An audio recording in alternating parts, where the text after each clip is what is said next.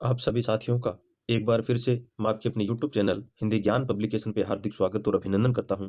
आज हम रीट मुख्य परीक्षा व नए पैटर्न के हिसाब से, जैसा आलोक राज जी ने बोला था, उसके हिसाब से हम आपके सामने एक पेपर से पहले हम एक पेपर लेकर के आए हैं। और यह पेपर है वो आपके लिए एक महत्वपूर्ण है, वो रहने वाला है। आपको हम 2 मॉडल पेपर है वो करवाने जा रहे हैं, यानी रीट से जस्ट पहले ये आप सभी के लिए एक तोहफा है। और ये पेपर से पहले पेपर है वो होने वाला है। तो इसमें क्या-क्या चीज़ें रहेंगी, जैसा हूबहू हमारा जो पेपर है उसके हिसाब से हम राजस्थान जीके का, मतलब हम हिस्ट्री की बात कर रहे हैं 15%, कला और संस्कृति की हम 15%, भूगोल के 15%, राजनीति की हमने 5 से 6%, मनोविज्ञान के 10 और शिक्षण विधियों के 9 से 10%, हिंदी के हम 10% लेके आए हैं। लेकिन इस मॉडल पेपर में हमने 40 से 45 पेपर ही समायोजित करे हैं, क्योंकि हम इसके अंदर है वो जीके के प्रश्नों को ज़्यादा लेकर के आए हैं। और सूचना तकनीकी के 5, करंट अफेयर के हम 8 से 10%, सामान्य ज्ञान के 5 से 6, ऐसे हमने समायोजन है वो इस मॉडल पेपर का किया है। तो आइए हम बिना किसी देरी किए हुए आज हम रीट से पहले एक मॉडल पेपर, रीट से पहले पेपर है वो करने वाले हैं। तो ये पेपर कैसा होगा, आइए हम बिना किसी देरी किए हुए आज हम इस पेपर पे चर्चा करते हैं। पहला प्रश्न है इस पेपर का, ये रहा आप सभी के सामने स्क्रीन पर। यह है कि निम्नलिखित में से कौन सा सत्य कथन, हमें इसके अंदर सत्य कथन है वो बताना है। लूनी नदी के किनारे स्थित स्थल बागौर से पशुपालन के अवशेष हमें प्राप्त होते हैं। यह कह रहा है कि बागौर से हमें पशुपालन के अवशेष हमें प्राप्त होते हैं, बिल्कुल सही है। लेकिन यह सभ्यता कौन सी नदी के किनारे है, लूनी नदी के किनारे। इसके हमें यानी पूरे कथनों के ऊपर हमें ध्यान देना है। 360 डिग्री की हम बात करते हैं कि 360 डिग्री की चर्चा हमें करनी है, तो पूरा हमें ज्ञान होगा तभी हम प्रश्न को हल कर पाएंगे। यह आलोक राज जी का जो बयान है उसके हिसाब से हम प्रश्नों की श्रृंखला लेकर के आए हैं। आज का हमारा यह पहला पेपर है। कौन सा है, परीक्षा से पहले यह हमारा पहला पेपर है। प्रश्न है, लूनी नदी के किनारे स्थल बागौर से पशुपालन के अवशेष हमें प्राप्त होते हैं बागौर से, लेकिन लूनी नदी के किनारे नहीं। ये पहला ऑप्शन है वो गलत हो गया। बागौर है वह सभ्यता है वो कौन सी नदी के किनारे है, वह कोठारी नदी के किनारे, यानी पहला ऑप्शन है वह गलत हो गया। कोठारी नदी के किनारे हो जाएगा। दूसरा ऑप्शन है, आहड़ स्थल का संबंध नव पाषाण काल से है। क्या आहड़ सभ्यता का स्थल है वो नव पाषाण से है, यह भी हमारा गलत हो गया, क्योंकि यह ताम्रयुगीन सभ्यता है एक प्रकार से। क्या है, यह एक ताम्रयुगीन सभ्यता है, तो यह भी गलत हो गया। कालीबंगा में दुर्ग तथा निचला नगर दोनों प्राचीन युक्त है, बिल्कुल ये कथन सही है। इस प्रकार हमारा केवल तीसरा ऑप्शन है वो सही हो जाएगा, यानी पहला ऑप्शन इसका राइट हो जाएगा। अगले प्रश्न की ओर हम चलते हैं। अगला प्रश्न है वो हमारे सामने ये रहा कि आहड़ सभ्यता के संदर्भ में निम्नलिखित आहड़ सभ्यता के संदर्भ में निम्न कथनों पर हमें कौन सा कथन है वो सत्य नहीं, हमें यह बताना है। तांबा गलानी के पश्चात बचा हुआ कचरा यहाँ से प्राप्त होता है। काट काटने एवं भेदने के लिए छोटे तीखे पत्थरों का पूर्णता से अनुपस्थित है, यानी यहाँ पर किसकी बात हो रही है। तुर्ण जो पत्थर हैं वह, यहाँ पत्थरों का प्रयोग नहीं होता था। तांबे की कुल्हाड़ियाँ मिली हैं, बाणेगिरे मिले हैं, तो यह बिल्कुल अनुपस्थित से बिल्कुल सही है। और यह भी सही है, तांबा गलाने की कचरा जो बचा हुआ था वहीं पर हमें प्राप्त होता है। अगला ऑप्शन है वो यह है कि तांबा गलाने की चादरें, तांबे की चादरें भी बिल्कुल हमें यहाँ से प्राप्त होती हैं। लोहे की कुल्हाड़ियाँ हमें आती हैं। यहाँ की लोहे की कुल्हाड़ियाँ है वो नहीं मिली है, क्योंकि कुल्हाड़ी है ताम्रयुगीन सभ्यता थी, तो यहाँ पर लोहे की कुल्हाड़ियाँ कैसे प्राप्त हो जाएगी। तो यह यहाँ पर हमें ताम्र तांबे की कुल्हाड़ियाँ हैं वो देखने को मिलती है, तो इसका चौथा ऑप्शन है वो बिल्कुल राइट हो जाएगा। आप कमेंट बॉक्स के अंदर ये बताना है कि ये पेपर है वो आपको कैसा लगा, ये आपको कमेंट बॉक्स के अंदर हमें बताना है। अगले प्रश्न की ओर हम चलते हैं। इसका चौथा ऑप्शन है वो राइट हो जाएगा। अगला प्रश्न है वो ये है कि कीर्ति स्तंभ की मूर्ति कला के संबंध में इनमें से कौन सा कथन है वो सही नहीं है। कीर्ति स्तंभ प्रशस्ति है उसकी हमें चर्चा की गई है, मूर्ति कला के संबंध में कौन सा कथन है वो सही नहीं है। स्तंभ के प्रवेश द्वार में जनार्दन की मूर्ति उत्कीर्ण है, क्या सही है, बिल्कुल सही है। जनार्दन की मूर्ति है वो प्रवेश द्वार के अंदर हमें देखने को मिलती है। 5वीं मंजिल पर युगम मूर्तियां हैं, 5वीं मंजिल के ऊपर युगम मूर्तियां हैं, बिल्कुल सही है। और किस किस की मूर्तियां, यह भी हमें पता होना चाहिए। अब 360 डिग्री के ऊपर हमें प्रश्न है वो पूछे जाएंगे, तो किन किसकी मूर्ति है 5वीं मंजिल के ऊपर युगम मूर्तियां हैं। वो जेता की है, कुंपा की है, नापा की है, पोमा की है। इन सब की मूर्तियां हैं वो हमें देखने को यहाँ पर है वो मिलती है। इसकी साइज है वो थोड़ी छोटी कर लेते हैं हम। तो इस प्रकार ये सही हो गया। 5वीं मंजिल के ऊपर ये मूर्तियां हैं। अगला है 7वीं मंजिल पर बुद्ध की प्रतिमा है। क्या 7वीं मंजिल के ऊपर बुद्ध की प्रतिमा है? बिल्कुल सही है, महात्मा बुद्ध की प्रतिमा है 7वीं मंजिल के ऊपर देखने को हमें मिलती है। 8वीं मंजिल पर महासती, महालक्ष्मी और महाकाली की मूर्तियां हैं। 8वीं मंजिल के ऊपर है वो महालक्ष्मी, महासती और महाकाली की मूर्तियां है वो नहीं है, क्योंकि 8वीं मंजिल के ऊपर कोई मूर्तियां है वह है ही नहीं। तो चौथा ऑप्शन है वो इसका सही हो जाएगा। अगले प्रश्न की ओर हम चलते हैं। अगला प्रश्न है वो हमारे सामने ये रहा स्क्रीन के ऊपर। अगला प्रश्न यह है कि निम्नलिखित शासकों में से किसने अकबर के शासनकाल के दौरान बलूच विद्रोह के दमन के लिए एक महत्वपूर्ण भूमिका निभाई थी? किसके समय बलूच विद्रोह हुआ था उसके समय हमें ये पूछा गया है कि किसने महत्वपूर्ण भूमिका निभाई थी। बीकानेर के राय सिंह ने, बीकानेर के कल्याण सिंह ने, बीकानेर के राय सिंह ने, भारमल ने या आमेर के जगन्नाथ कछवा ने? तो किसने महत्वपूर्ण प्रश्न है, ऐसे प्रश्न है वो हमें देखने को यहाँ पर मिलेंगे। तो यह किसने महत्वपूर्ण भूमिका, बीकानेर के राय सिंह ने महत्वपूर्ण भूमिका है वो निभाई थी। हम बात करते हैं राय सिंह की, तो राय सिंह शासक बनते हैं बीकानेर के 1574 से लेकर के 1612 ईस्वी तक यहाँ के शासक है वो बनते हैं। और इन्होंने बादशाह अकबर और जहांगीर का, मुगल बादशाहों का शासनकाल है वो देखा था, उसके अंदर सेवाएं अपनी दी थी। और जहांगीर के समय एक विश्वसनीय सेना नायक बन गए थे। अकबर के समय की जब बात करते हैं तो राय सिंह है वो बलूचिस्तान कंधार के अंदर गए थे। हम कंधार के अंदर, यह बलूचिस्तान कंधार में और एवं काबुल के अंदर ये सैन्य अभियान के तौर पर गए थे। तो वहां पर इन्होंने अपने दमन का है, बलूचिस्तानियों का दमन का विद्रोह करते हुए। अगले प्रश्न की ओर हम चलते हैं। अगला प्रश्न है वो ये आपके सामने स्क्रीन के ऊपर है, वो ये रहा। प्रश्न नंबर है 5 है, निम्नलिखित में कौन सा कथन सही नहीं है? इसके अंदर कौन सा कथन है वो सही नहीं है?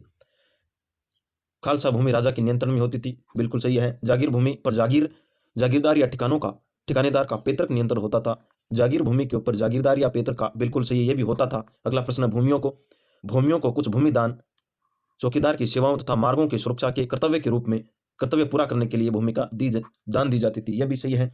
चरणोत भूमि है वो राजा के नियंत्रण में होती थी, नहीं, गलत है। चरणोत भूमि है वो पशुओं के लिए होती थी, जो पशु हैं उसके लिए है वो होती थी। गांव के बाहर पशु चारा के लिए उगाने के लिए होती थी। गांव के अंदर जो पशु हैं पंचायत के नियंत्रण के अंदर ये आती थी। तो इसका चौथा ऑप्शन है वह राइट हो जाएगा। हमें नहीं है ये पूछा तो हाँ और नहीं को सबसे पहले हमें गोला कर लेना है। और आप सभी को एक बात मैं बता देता हूँ कि आपका अपना यूट्यूब चैनल है हिंदी ज्ञान पब्लिकेशन, उसको आप ज़्यादा से ज़्यादा शेयर करना है। हम रीट के जो मॉडल पेपर है, रीट से मॉडल पेपर कर रहे हैं। रीट से पहले हमने ठीक पहले एक पेपर है वो हम आज करने जा रहे हैं। हम 2 पेपर है वो करेंगे। एक पेपर आज हम लेके आ गए हैं, दूसरे पेपर की बनाने की प्रक्रिया है वो हमने शुरू कर दी है। लगभग 2 दिन के अंदर हम इसको तैयार कर लेंगे। अगला मॉडल पेपर है वो हम जल्द ही आपके सामने लेकर के आएंगे। अगले प्रश्न की ओर हम चलते हैं। अगला प्रश्न है वो आपके सामने ये रहा, वेरी इंपॉर्टेंट प्रश्न है। प्रश्न नंबर 6 है कि नीचे 2 कथन दिए गए हैं। कथन नंबर 1 है बिजोलिया किसानों की समस्या को सुनने के लिए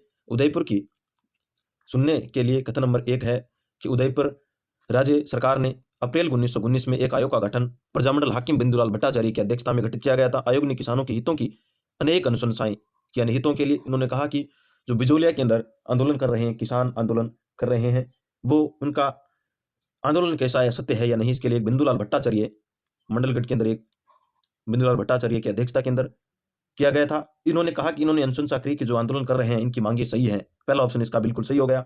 कथन नंबर 2 है कि भारतीय सरकार के विदेश मंत्रालय के अधिकारों का मानना था कि बिजोलिया किसान पंचायत के गठबंधन की तुरंत स्थापना की जाए, अन्यथा राजपुताना में किसान का आंदोलन हिंसात्मक रूप ले सकता है।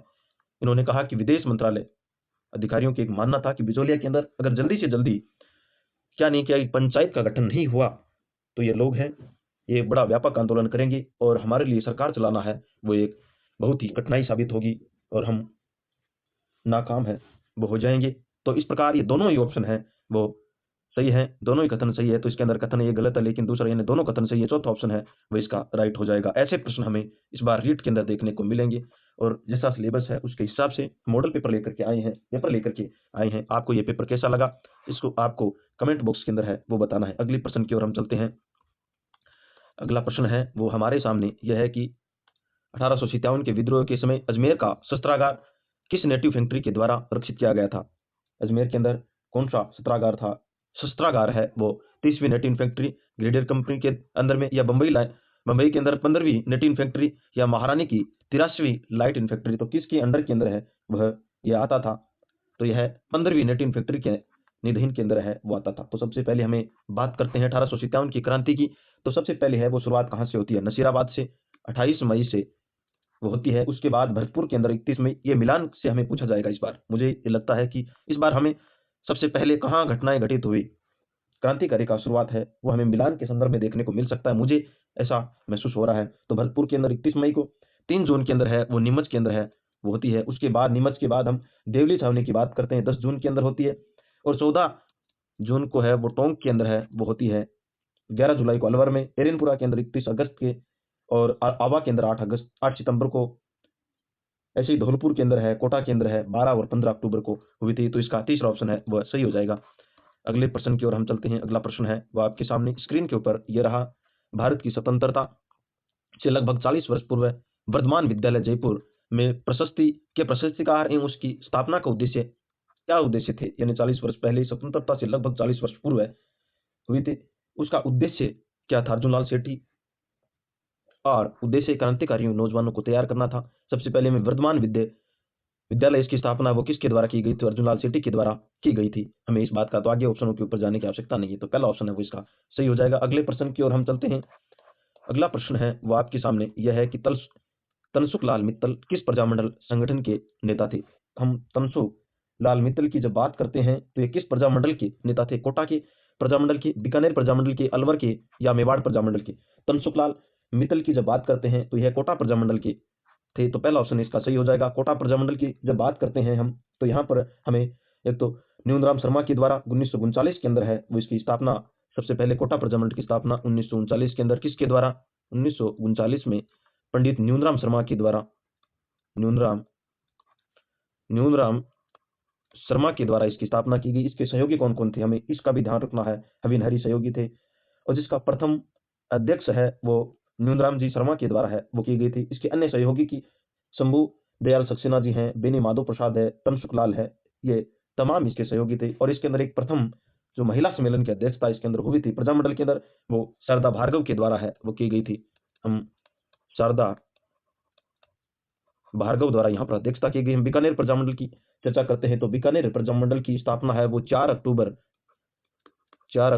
1936 के अंदर किसके द्वारा? मघाराम वेद के द्वारा की गई थी। और इसके सहयोगी रघु दयाल गोयल और लक्ष्मी देवी आचार्य भी थे।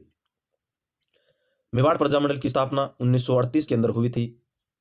इस प्रकार हमने 360 डिग्री का एनालिसिस है वो करते हुए चल रहे हैं। तो इसका पहला ऑप्शन है वो सही हो जाएगा। अगला प्रश्न है वो हमारे सामने स्क्रीन के ऊपर ये रहा कि राजस्थान के एकीकरण के समय रियासतों के द्वारा संघ या राज्य के निर्माण के लिए प्रयास किए गए, जिसके संदर्भ के अंदर हमें असत्य कथन का हमें चयन करना है कि राजस्थान एकीकरण के समय कौन कौन से संघ का एकीकरण हुआ था, उसके अंदर प्रयास किए गए, उसके अंदर हमें एक गलत कथन है वो चुनाव करना है। बीकानेर के महाराजा सादुर सिंह लाहौर के अंदर लाहौर को विलय करने का इच्छुक था। जयपुर के शासक ने संघ बनाने का कोई प्रयास नहीं किया। कोटा के महाराव भीम सिंह ने हाड़ौती संघ के निर्माण के लिए प्रयत्न किया। डूंगरपुर में महाराव लक्ष्मण सिंह ने बागड़ राज्य के निर्माण के लिए प्रयास है वो क्या? वेरी इंपॉर्टेंट प्रश्न है, बहुत ही महत्वपूर्ण प्रश्न है। बीकानेर का जो सादुर सिंह है वो लाहौर के अंदर मिलना चाहता था पाकिस्तान के अंदर, बिल्कुल सही है। जयपुर के संघ बनाने का प्रयास नहीं किया, नहीं प्रयास तो किया था, ये गलत लग रहा है। जयपुर के शासक है वो बहुत ही इन्होंने प्रयास किया था। कोटा के महाराव भीम हाड़ौती के निर्माण के लिए भी प्रयासरत थे। डूंगरपुर महाराव लक्ष्मण सिंह ने बांगड़ के राज्य का निर्माण भी, ये भी सही। इस प्रकार जो दूसरा ऑप्शन है वह गलत हो जाएगा।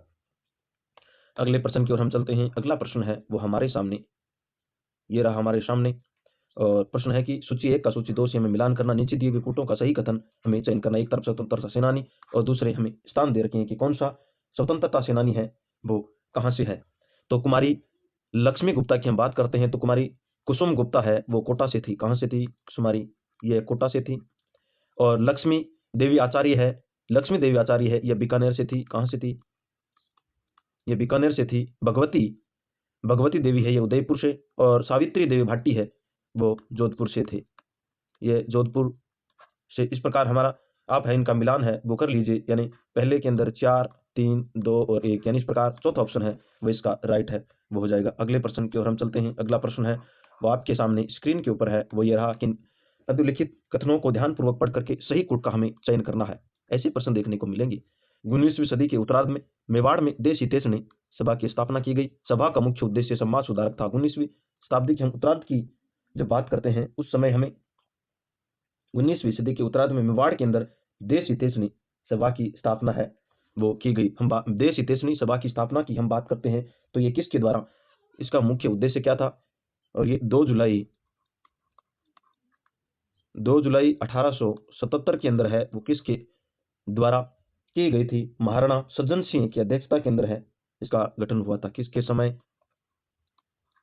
सज्जन सिंह की अध्यक्षता के अंदर है वो इसका निर्माण है वो हुआ था। इसका जो मुख्य उद्देश्य वह क्या था, सभा के अंदर समाज सुधारक है वो उद्देश्य था। बिल्कुल इसका मेन उद्देश्य यह था कि विवाह के अंदर है जो समस्याएं हैं उसको सुलझाना था, कि राजपूतों के अंदर, राजपूतों की हम बात करते हैं, राजपूतों के अंदर जो विवाह है उससे संबंधित जितने भी समस्याओं को सुलझाना था। तो इस प्रकार दोनों ऑप्शन है वो सही है, दोनों कथन इसके सही है, क्योंकि 19वीं शताब्दी के उत्तरार्ध के अंदर लगभग उतरने के ही आई थी 1870 के अंदर इसका निर्माण हुआ था।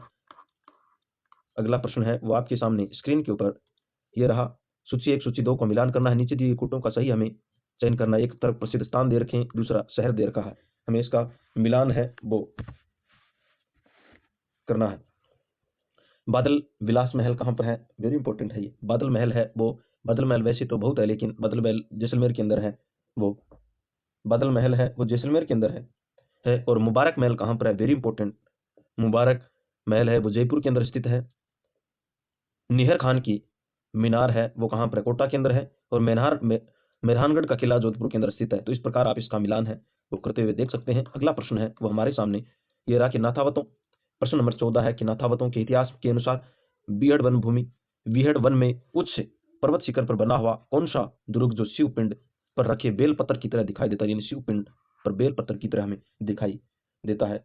रणथंभौर का, रणथंभौर दुर्ग या अजय मेरू, जयगढ़ या सिवाना। तो रणथंभौर दुर्ग है यह शिव पिंड के ऊपर रखे बेलपत्र की तरह दिखाई देता है। तो पहला ऑप्शन है वो इसका राइट हो जाएगा। अगले प्रश्न की ओर हम चलते हैं। अगला प्रश्न है निम्नलिखित में से कौन सा कथन सही है। किराडू के मंदिर 14वीं-15वीं शताब्दी के अंदर बने थे। किराडू का प्राचीन नाम किरातकूप है।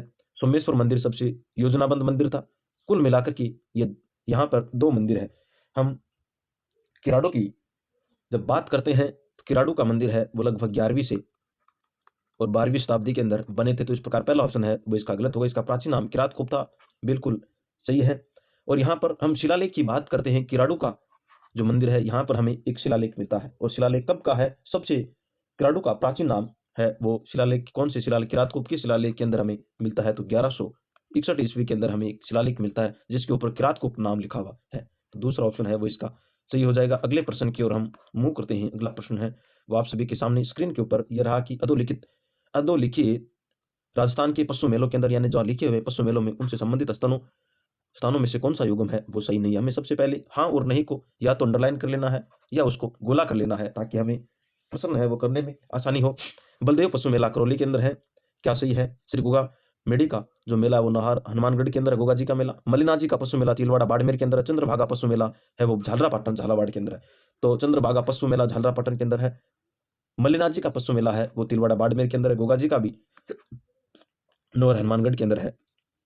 लेकिन बलदेव पशु मेला है वो कहाँ पर है, ये हमें मेड़ता सिटी के अंदर आता है। बलदेव जो पशु मेला है वो करौली के अंदर नहीं है, यह मेड़ता के अंदर स्थित है।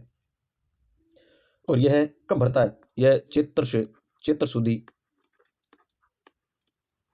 सुदी एकम से लेकर के पूर्णिमा यानी पूर्णिमा तक है ये मेला भरता है। तो पहला ऑप्शन है वो इसका सही नहीं है, सही नहीं है हमें पूछा है। अगले प्रश्न की ओर हम चलते हैं। अगला प्रश्न है वो हमारे सामने स्क्रीन के ऊपर यह है कि तेजाजी के संबंध में निम्नलिखित कथनों पर विचार कीजिए एवं सही कथन का हमें सही विकल्प का चयन करना। तेजाजी के संबंध में, अच्छा, तेजाजी करनाल की रामकुमारी व ताहर जी धोटिया जाट के पुत्र थे। लाचा गुजरी के गायों की रक्षार्थ तेजाजी ने एक विकट लड़ाई लड़ी थी। कौन सा कथन केवल एक सही है, दूसरा सही है, एक व दोनों असत्य हैं, या दोनों कथन सत्य हैं। और पांचवा ऑप्शन हमने इसलिए नहीं लिखा क्योंकि वो आपको भी पता है ई वाला आएगा जो वहां पर हमें यह करना है कि इनमें से कोई भी नहीं है, वो पांचवा हमें गोला करना है। तो ये दूसरा ऑप्शन है, यानी चौथा ऑप्शन, इसके दोनों ही कथन सही है। ये ताहड़ जी और माता राम कुंवरी के घर में इनका जन्म हुआ था। पत्नी का नाम पेमल दे और मृत्यु के बाद इन्होंने पेमल दी है वो सत्य हुई थी, यह भी हमें ध्यान रखना है। घोड़े का नाम लीलन है। पुजारी घोड़ला समुद्र के ऊपर इनका ध्यान होता है। तो ये हमें ध्यान रखने वाली बातें हैं।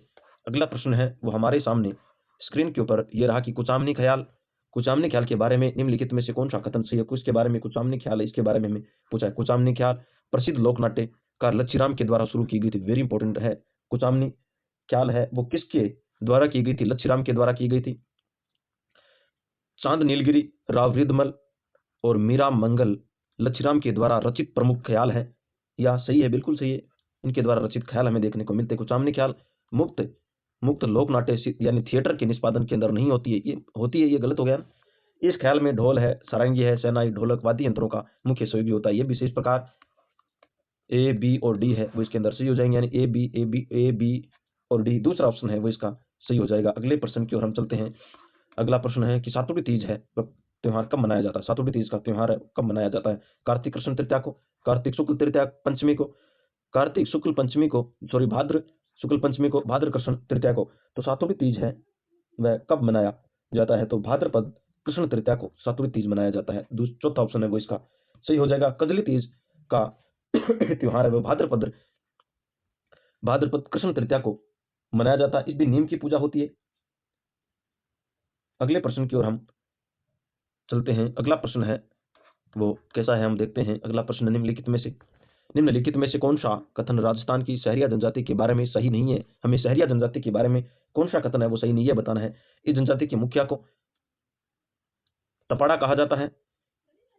वे कई देवी देवताओं की पूजा करते हैं, परंतु इष्ट देव बेरू भरानी है। सहरिया का निवास दक्षिणी पूर्वी राजस्थान में है। वह भी 12 जिले की शाहाबाद और किशनगंज तहसील के अंदर सीमित है। इसमें चौहान, डोडिया आदि गोत्र भी होते हैं। किसके बारे में पूछा है? सहरिया जनजाति के बारे में हमें कौन सा कथन है वो सही नहीं है ये बताना है। तो सहरिया जनजाति के बारे में कौन सा कथन सही नहीं है ये बताना है। तो इनकी जो मुखिया है वो टपाड़ा होते हैं। नहीं, इनके मुखिया तड़ापा थोड़ी होते हैं। इनके मुखिया तो कोतवाल कहलाते हैं। मुखिया क्या कहलाते हैं? कोतवाल। इनके मुखिया को कोतवाल कहते हैं। लेकिन सहलोत किसको कहेंगे? आपको यह बताओ। एक प्रश्न आया था पिछले अभी 4th ग्रेड में आया था शायद, सहलोत मुखिया है वो कौन सा होता है? तो सहलोत मुखिया है, रीट के अंदर भी आया हुआ है, सहलोत मुखिया है वो ग्रास्य जनजाति का होता है। किसका होता है? ग्रासियों का मुखिया सहलोत कहलाता है। इस प्रकार तमाम ऑप्शन है वो सही है, लेकिन पहला ऑप्शन है वह गलत है। अगले ऑप्शन की ओर हम चलेंगे। अगले प्रश्न की ओर हम चलेंगे। अगला प्रश्न हम चलते हैं। अगला प्रश्न है बगल बंडी क्या है? सापे के प्रकार है, पुरुषों की ऊपरी वस्त्र है, महिलाओं को ऊपरी वस्त्र है, या विशेष प्रकार का एक आभूषण है? बगल बंडी की हम बात करते हैं तो यह एक पुरुषों के द्वारा ऊपर का वस्त्र पहना जाता है। दूसरा ऑप्शन है वो इसके अंदर सही हो जाएगा। अगले प्रश्न की ओर हम चलते हैं। अगला प्रश्न है कि राजस्थानी भाषा के संदर्भ में निम्न कथनों पर हमें विचार करना है। मध्यकालीन राजस्थानी भाषा में गीत और दोहा छंद प्रमुख थे। गीत और दोहा छंद है वो क्या प्रमुख थे? मध्यकालीन राजस्थान की वेशभाषा की हम बात करते हैं, बिल्कुल सही थे। प्रमुख छंद होते थे, गीत और दुआई बोले जाते थे। इस समय पिंगल भाषा का प्रचलन हुआ जिससे ब्रज भाषा का प्रभाव भी पड़ा था। बिल्कुल सही। इस प्रकार दोनों ऑप्शन सही है, यानी पहला और दूसरा दोनों कथन सही। इस प्रकार साथियों हमने ये जो पेपर बनाया है वो ठीक वैसे ही बनाया जैसे हमारा सिलेबस के अकॉर्डिंग इस पेपर को हमने बनाया है। कैसा लगा आपको ये कमेंट बॉक्स के अंदर है वो बताना। आपकी जो कमेंट है वो ही हमें आगे के काम करने के लिए अग्रसर करेगी। कैसा कमेंट आता है, हमने दूसरा मॉडल पेपर है उसी के हिसाब से, यानी दूसरा जो पेपर है वो हम उसी के हिसाब से सेट करेंगे। किसके प्रश्न आपको ज़्यादा लेके आने वो हम आप कमेंट बॉक्स के अंदर बता सकते हैं, उसके पेपर ज़्यादा ऐड कर देंगे। प्रश्न निम्न कौन सा गलत है ये हमें बताना है इसके अंदर। राजस्थान का गांधी गोकुल भाई भट्ट को कहा जाता है। राजस्थान का गांधी गोकुल भाई भट्ट को कहा जाता है, बिल्कुल सही है। राजस्थान का लोकनायक जनरल व्यास कहलाता है। राजस्थान का लोह पुरुष दामोदर दास व्यास कहलाते हैं। अमरू को किला है वो बन्नो बेगम है, ये गलत है। जो चौथा ऑप्शन है वो इसका राइट हो जाएगा। अगले प्रश्न की ओर हम चलते हैं। अगला प्रश्न है निम्न में से कौन सा किस वर्ष में 1896 ईस्वी के मारवाड़ी व्याकरण का प्रकाशन किया गया था? मारवाड़ी व्याकरण है वो इसका प्रकाशन है वो किसके द्वारा किया गया था? शंकरदास सामोर के द्वारा, सीताराम लालच के द्वारा, कन्हैयालाल सेठिया के द्वारा, या रामकरण अशोक के द्वारा? तो ये मारवाड़ी है वो रामकरण अशोक के द्वारा की गई थी। 1896 के अंदर है वो की गई थी। इनका जो शब्दकोश भी है, जिस डिंगल भाषा के अंदर एक शब्दकोश का निर्माण भी किया था। कौन सी भाषा के अंदर इन्होंने किया था? डिंगल भाषा के अंदर शब्दकोश है वो तैयार किया था। इस प्रकार चौथा ऑप्शन है वो इसका सही हो जाएगा। अगले प्रश्न की ओर हम चलते हैं। अगला प्रश्न है वो हमारे सामने स्क्रीन के ऊपर ये रहा कि ख्यात विषय निम्नलिखित में से कौन सा कथन है वो सही? ख्यात विषय के संबंध में हमें गलत कथन का चयन है वो करना है। इसमें 16वीं सदी के पूर्व की विशेष घटनाओं का यथातथ्य वर्णन हमें देखने को मिलता है। 16वीं सदी के पूर्व का हमें नहीं मिलता इसके अंदर, मुझे यही थोड़ा डाउट लग रहा है। अगले ऑप्शन की ओर हम चलते हैं। इनमें से पुरुषों के वंशावलियों एवं तिथियों का हमें उल्लेख है वो देखने को मिलता है, बिल्कुल सही है। इनका लेखन है वो प्रशस्ति के रूप में किया गया था, ये भी सही है। इनकी रचना 16वीं शताब्दी के अंत के अंदर हमें देखने को मिलती है, ये सही। इस प्रकार यानी 16वीं शताब्दी के पूर्वार्ध के अंदर नहीं है, ये अंत के अंदर है, पूर्व के अंदर नहीं बल्कि अंत के अंदर हो जाएगी। तो इसका तो पहला ऑप्शन है वह इसका राइट हो जाएगा। अगले प्रश्न की ओर हम चलते हैं। अगला प्रश्न है वो हमारे सामने ये रहा, प्रश्न नंबर 26 है। निम्नलिखित में से कौन सा कथन राजस्थानी कवि केशवदास गार्डन के बारे के अंदर हमें सही नहीं है, हमें पूछा है। उसने गणरूपक नामक ग्रंथ की रचना की थी। गणरूपक ग्रंथ बीकानेर के शासक रायसिंह का वर्णन हमें देखने को मिलता है। हमें पहला ऑप्शन गजरूपण की रचना है वो केशवदास के द्वारा की गई थी, पहला ऑप्शन सही है। लेकिन बीकानेर गजरूपक ग्रंथ है, बीकानेर के शासक रायसिंह के संबंध के अंदर नहीं लिखा था इन्होंने किसके गज सिंह के समय लिखा था। गजरूप है वो गज सिंह के समय, किसके समय है वो लिखा था, वेरी इंपॉर्टेंट है, महाराजा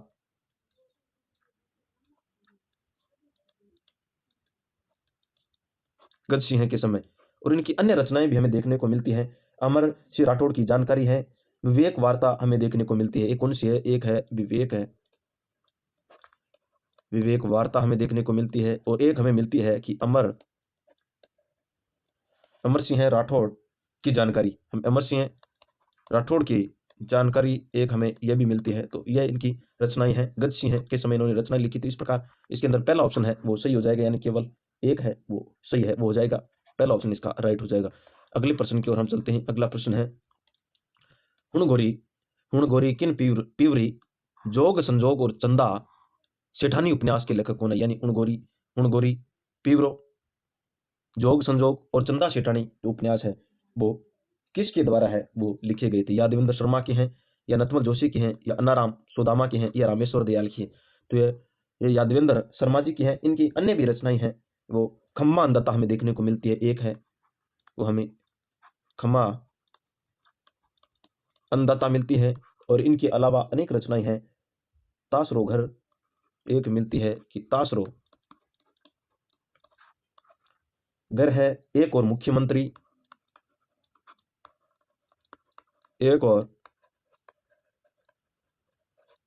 इनकी रचना मिलती है। और इनके अलावा एक समुद्र अर्थार एक है कि समुद्र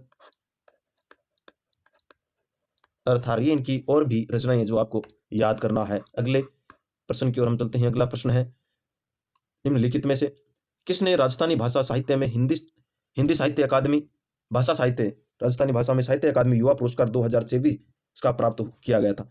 किरण गौरव ने, निरंजन चंदा ने, चंद्र भान खयाल ने, देवीलाल महिया के द्वारा। तो यह देवीलाल महिया के द्वारा है वो मिला गया। तो हम 2024 के भी प्रश्न है वो करंट के अंदर लेके हैं, आगे आपको प्रश्न मिलेगा, आगे प्रश्न हम बात करेंगे। तो इसका चौथा ऑप्शन है वो सही हो जाएगा। अगला प्रश्न है, राजस्थान के कृपाल सिंह शेखावत ने उनके किस क्षेत्र में योगदान के लिए 1974 में पद्मश्री पुरस्कार प्राप्त है वो हुआ था? हाथीदांत कार्यों के लिए, ब्लू पोटरी के लिए, साहित्य के लिए, या लाख्य कार्य के लिए? बहुत ही महत्वपूर्ण प्रश्न है। तो 1974 के अंदर किसके अंदर 1974 के अंदर कृपाल सिंह शेखावत को यह पुरस्कार है वो दिया गया था, पद्मश्री, और यह ब्लू पोटरी के लिए दिया गया था। दूसरा ऑप्शन इसका सही हो जाएगा। अगले प्रश्न की ओर हम हमने लगभग राजस्थान इतिहास और कला और संस्कृति के 29 प्रश्न हमने के लिए, जैसा हमने बताया था 15-15 यानी 15 और 14 ऐसे ऊपर नीचे 29 प्रश्न है वो कर लिए। अब हम भूगोल की प्रश्नों की हम चर्चा करेंगे। राजस्थान की भूगोल है वो लगभग 15 प्रश्न आपको देखने को मिलेंगी। 15 प्रश्न है वो आपको देखने को मिलेंगी राजस्थान भूगोल की। प्रश्न पहला है, निम्नलिखित में से प्रतीक चिन्हों के बारे में वैज्ञानिक नाम कौन सा है? फूल किसको कहेंगे, पशु किसको कहेंगे, पेड़ किसको कहेंगे, पक्षी है वो किसको कहेंगे? तो फूल है वो रोइडे का है टुकोमेला अंडुलेटा। पशु यानी टुकोमेला अंडुलेटा ये रोइडे का है, क्या है? ये रोइडा है। पशु की श्रेणी के अंदर है वो गजेला बनेटी गोडाउन है, कौन सा है? गोडाउन है।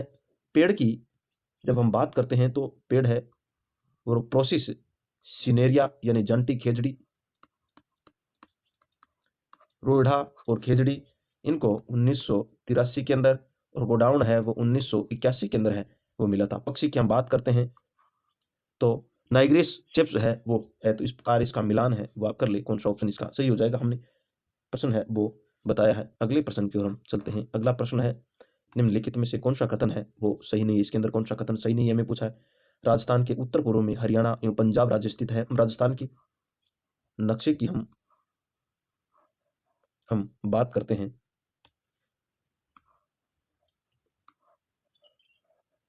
ये राजस्थान का नक्शा हमने एक बार बनाया है, उसके अंदर पूछा है कि उत्तर, यहाँ उत्तर, नीचे दक्षिण, यहाँ पूर्व और यहाँ पश्चिम। उत्तर और पूर्व की बात हो रही है।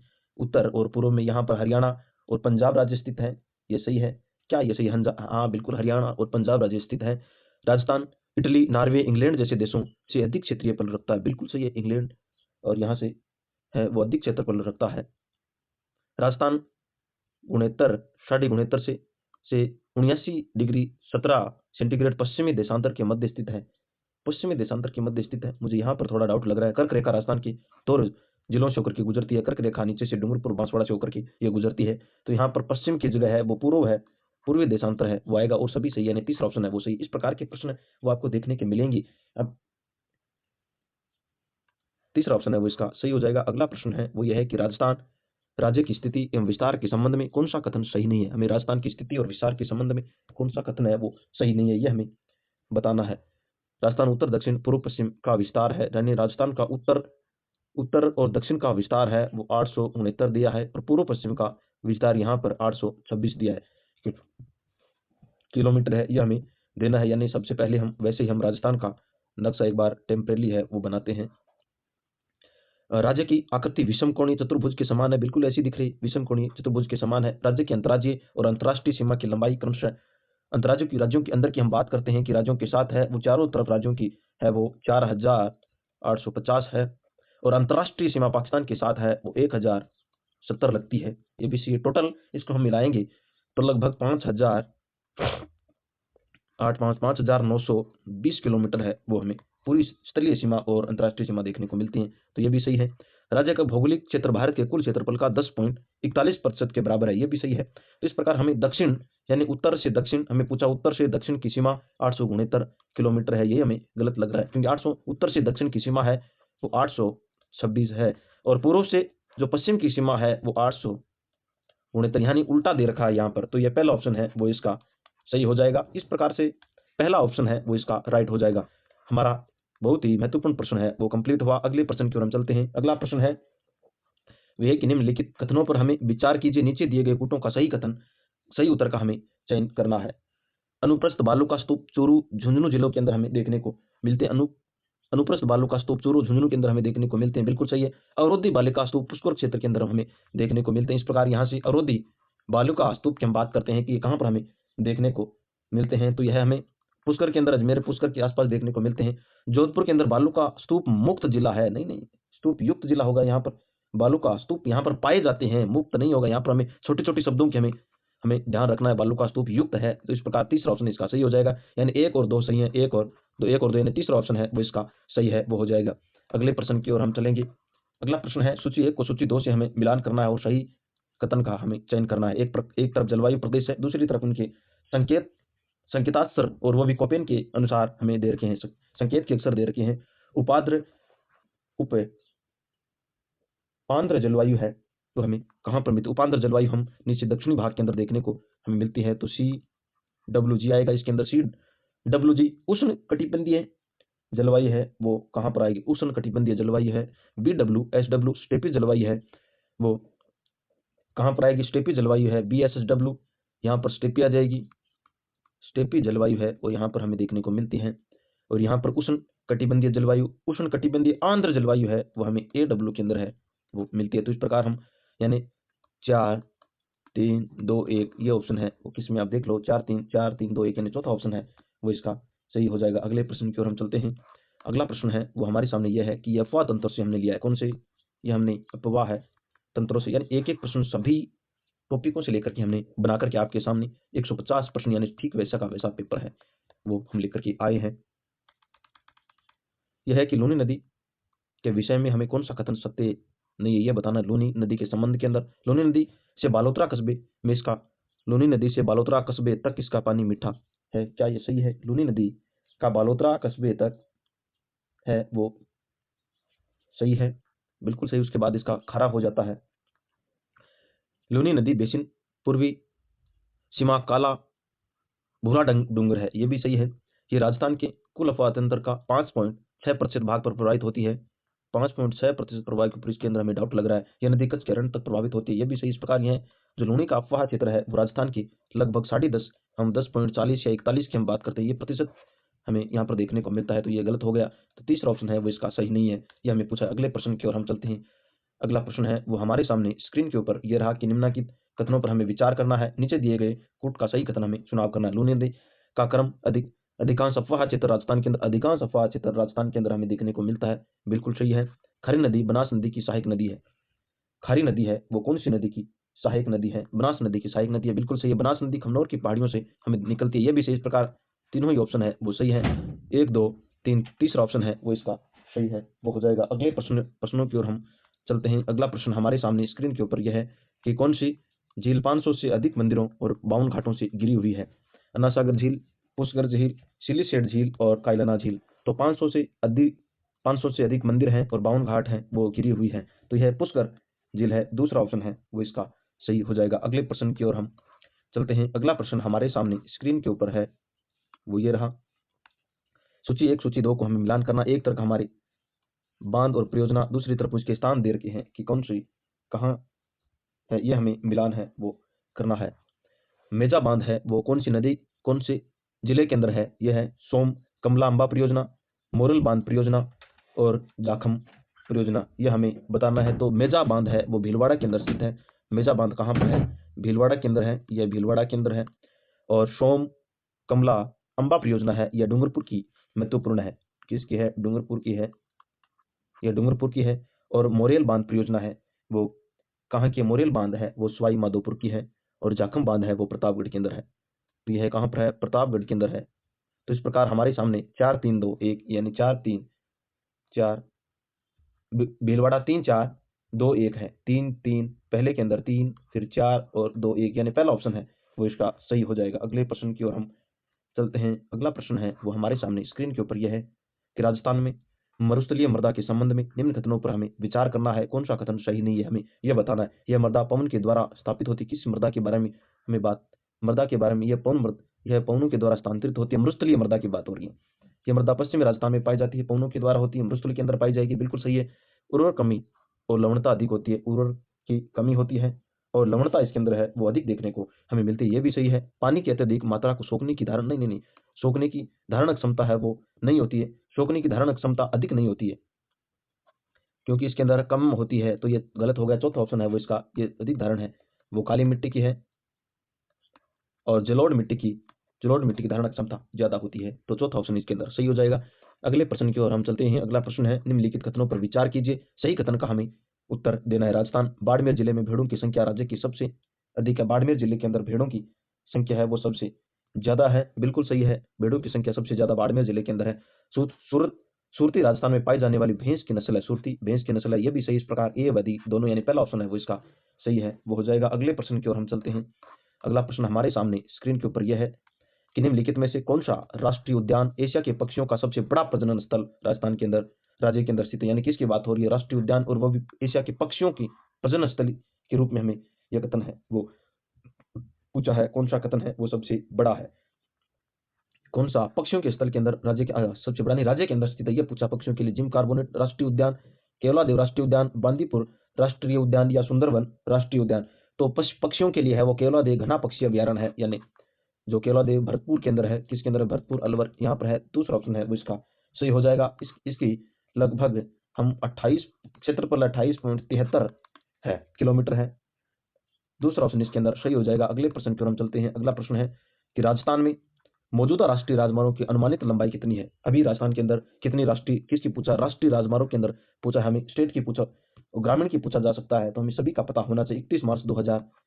31 मार्च 2024 की हम बात करते हैं, कितनी है यह हमें बताना है। तो राष्ट्रीय 14,600 किलोमीटर, 9,800 किलोमीटर, 10,700 किलोमीटर, 18,400 किलोमीटर। राष्ट्रीय राजमार्गों की संख्या वर्तमान के अंदर है वो 10,000 700 किलोमीटर। हम राष्ट्रीय जो राज्य राजमार्ग है, कौन सा हमें राज्य राजमार्ग की हम बात करते हैं तो इनकी 17,376 किलोमीटर है।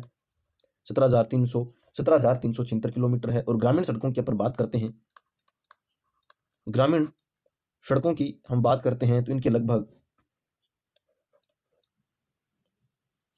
2,06,318 किलोमीटर है। और मुख्य जो जिला सड़क है उनकी 14,372। अन्य सड़कों की हम बात करते हैं तो 68,265 है। टोटल हमें पूछा जा सकता है कि टोटल सड़कों का घनत्व किलोमीटर के अंदर हमें कितना है, तो यह पूछा जा सकता है। तो 3,17,121 किलोमीटर है, यानी 21 हमें ये याद रखना है, ये पूछा जा सकता है। तो तीसरा ऑप्शन उसका सही हो जाएगा। अगला प्रश्न है, राजस्थान खनिज संसाधनों उनके उत्पादन स्थलों से हमें मिलान करना। राजस्थान के खनिज संसाधन है उससे हमें मिलान करना। सूची 1 सूची 2 दे रखी है। टंगस्टन, मैंगनीज, तांबा सीसा व जस्ता। तो टंगस्टन है वो हमें कहाँ पर हमें मिलता है, तो टंगस्टन डेगाना के अंदर है वो मिलता है। मैंगनीज की हम बात करते हैं तो लीलवानी के अंदर, और तांबा हाखेतड़ी सिंघाना के अंदर जावर की खान है वो सीसा जस्ता के अंदर है। तो ये हमें मिलान है वो देख लेना। अगले प्रश्न की ओर हम चलते हैं। अगला प्रश्न है वो यह है कि जनगणना 2011 के अनुसार राजस्थान में सर्वाधिक कुल जनसंख्या वाले जिलों का सही आरोही क्रम हमें, एक तो आरोही क्रम और एक अवरोही क्रम हमें यह पूछा जा सकता है। तो आरोही का मतलब घटते हुए क्रम के अंदर, नहीं बढ़ते हुए क्रम में, और अवरोही का मतलब है वो घटते हुए क्रम के अंदर। तो नागौर, अलवर और जयपुर हमें पूछा है कि आरोही क्रम के अंदर। तो आरोही के अंदर हम सबसे पहले अधिक है वो जयपुर यानी ये कट गया और ये कट गया, दोनों बचे हैं, हमें पता है वो होना चाहिए।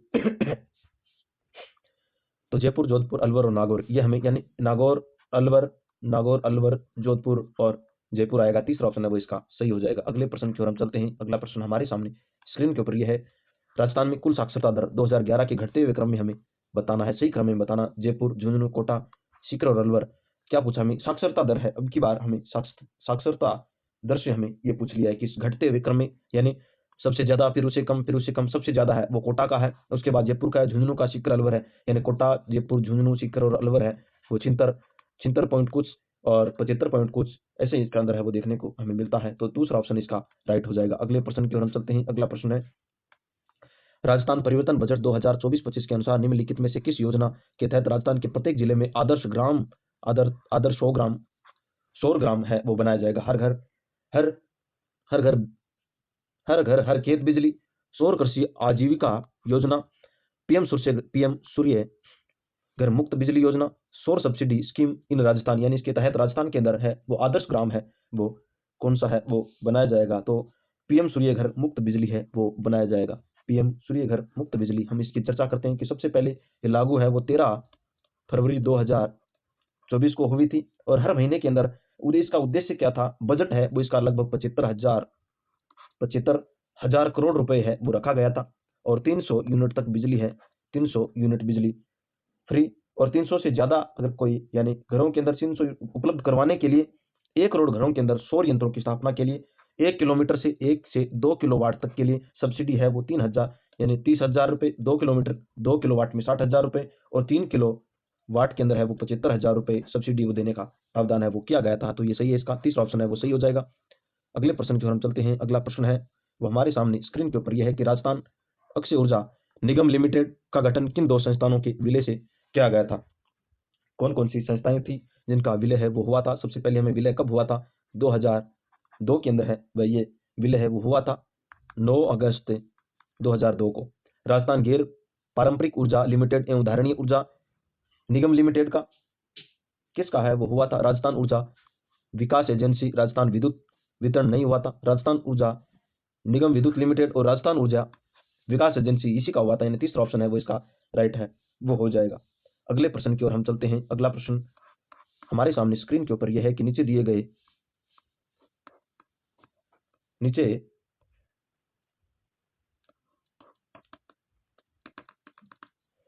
अगला प्रश्न यह है कि नीचे दिए गए 2 कथन है राजस्थान में। पहला कथन है कि राजस्थान सौर ऊर्जा विकास की असीम संभावनाएं हैं।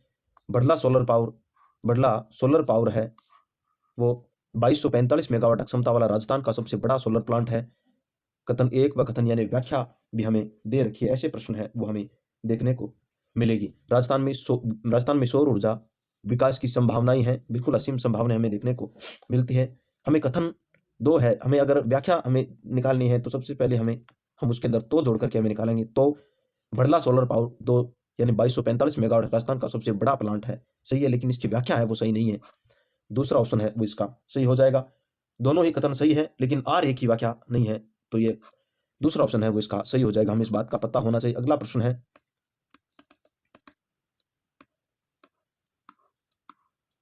अगला प्रश्न हमारे सामने ये रहा, यह है कि राजस्थान खनिज नीति 2024 के लक्ष्यों के संदर्भ में निम्न कथनों को ध्यान से पढ़िए।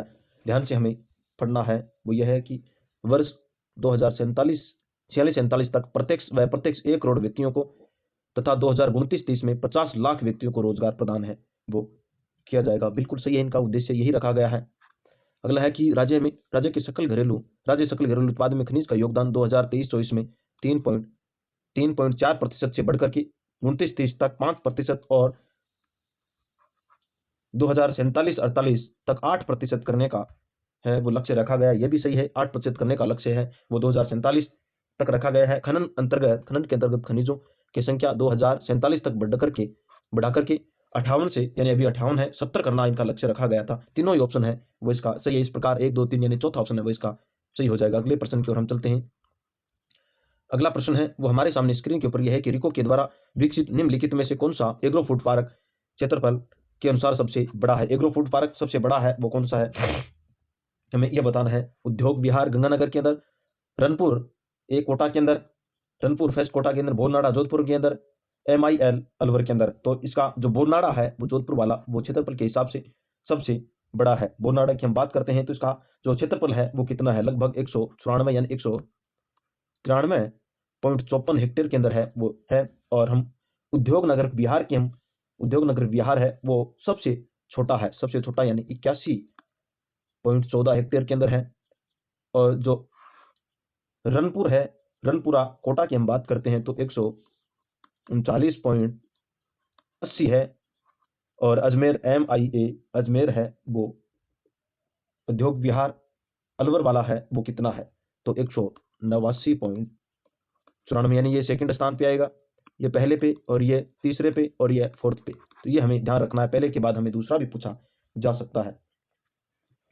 अगले प्रश्नों की हम बात करते हैं। अगला प्रश्न हमारे सामने स्क्रीन के ऊपर है वो ये रहा, वो ये है कि निम्नलिखित में से कौन सा सूती वस्त्र उद्योग अवस्थित है, कौन सा सूती वस्त्र उद्योग है वो सुमेलित नहीं है।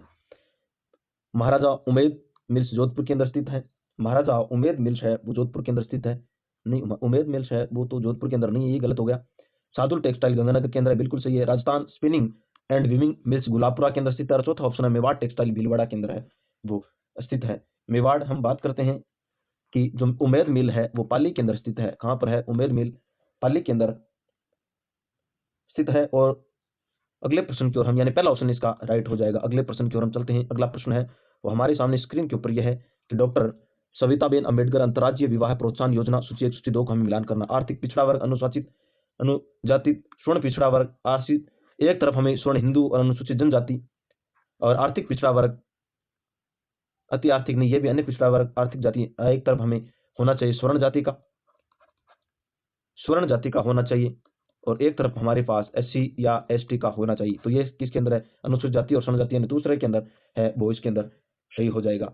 दूसरा ऑप्शन है वो सही हो जाएगा। अगले प्रश्न की ओर हम चलते हैं। अगला प्रश्न है वो हमारे सामने स्क्रीन के ऊपर यह है कि राजस्थान बजट 2025-26 के संदर्भ में मुख्यमंत्री आयुष्मान आरोग्य योजना के अंतर्गत निम्नलिखित कथनों पर हमें विचार करना और सही कथन का हमें चुनाव करना है। वेरी इंपॉर्टेंट है। आपके प्रश्न है वो इस तरीके से बनाए गए हैं, हमें सेम टू सेम देखने को मिलेंगे आपको एग्जाम हॉल के अंदर। हमें जो आपका जो यूट्यूब चैनल है हिंदी ज्ञान पब्लिकेशन, इसकी आपको याद आएगी कि सर के द्वारा ये प्रश्न करवाए गए थे, या हमें ऐसे कैसे लगभग आसपास के हमें देखे हुए मिल रहे हैं, तो आप उस समय याद करोगे। है कि बजट 2025-26 के संदर्भ में मुख्यमंत्री आयुष्मान आरोग्य के संदर्भ में हमें सही कथन का हमें चयन है वो करना है।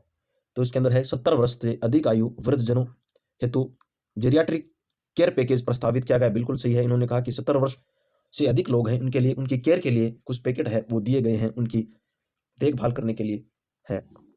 राजकीय आयुष चिकित्सालयों के माध्यम से आयुष पैकेज का प्रस्तावित किया गया। बिल्कुल सही है, दोनों ही कथन सही है। इस प्रकार 1 व 2 यानी पहला ऑप्शन है वो इसका राइट है, वो हो जाएगा। अगले प्रश्न की ओर हम चलते हैं। अगला प्रश्न हमारे सामने ये रहा। राजस्थान सरकार के द्वारा जारी दीर्घकालीन सहकारी कृषि और अकृषि ऋण ब्याज अनुदान योजना 2024-25 के चरण में के बारे में निम्नलिखित में से कौन सा कथन है वो सही है, यह हमें बताना है। दीर्घकालीन ऋण की समय पर चुकाने पर 7% ब्याज अनुदान दिया जाएगा। कितने प्रतिशत है वो अनुदान है वो दिया जाएगा, हमें इसके अंदर कौन सा कथन है वो बिल्कुल सही है, 7% अनुदान पर दिया जाएगा।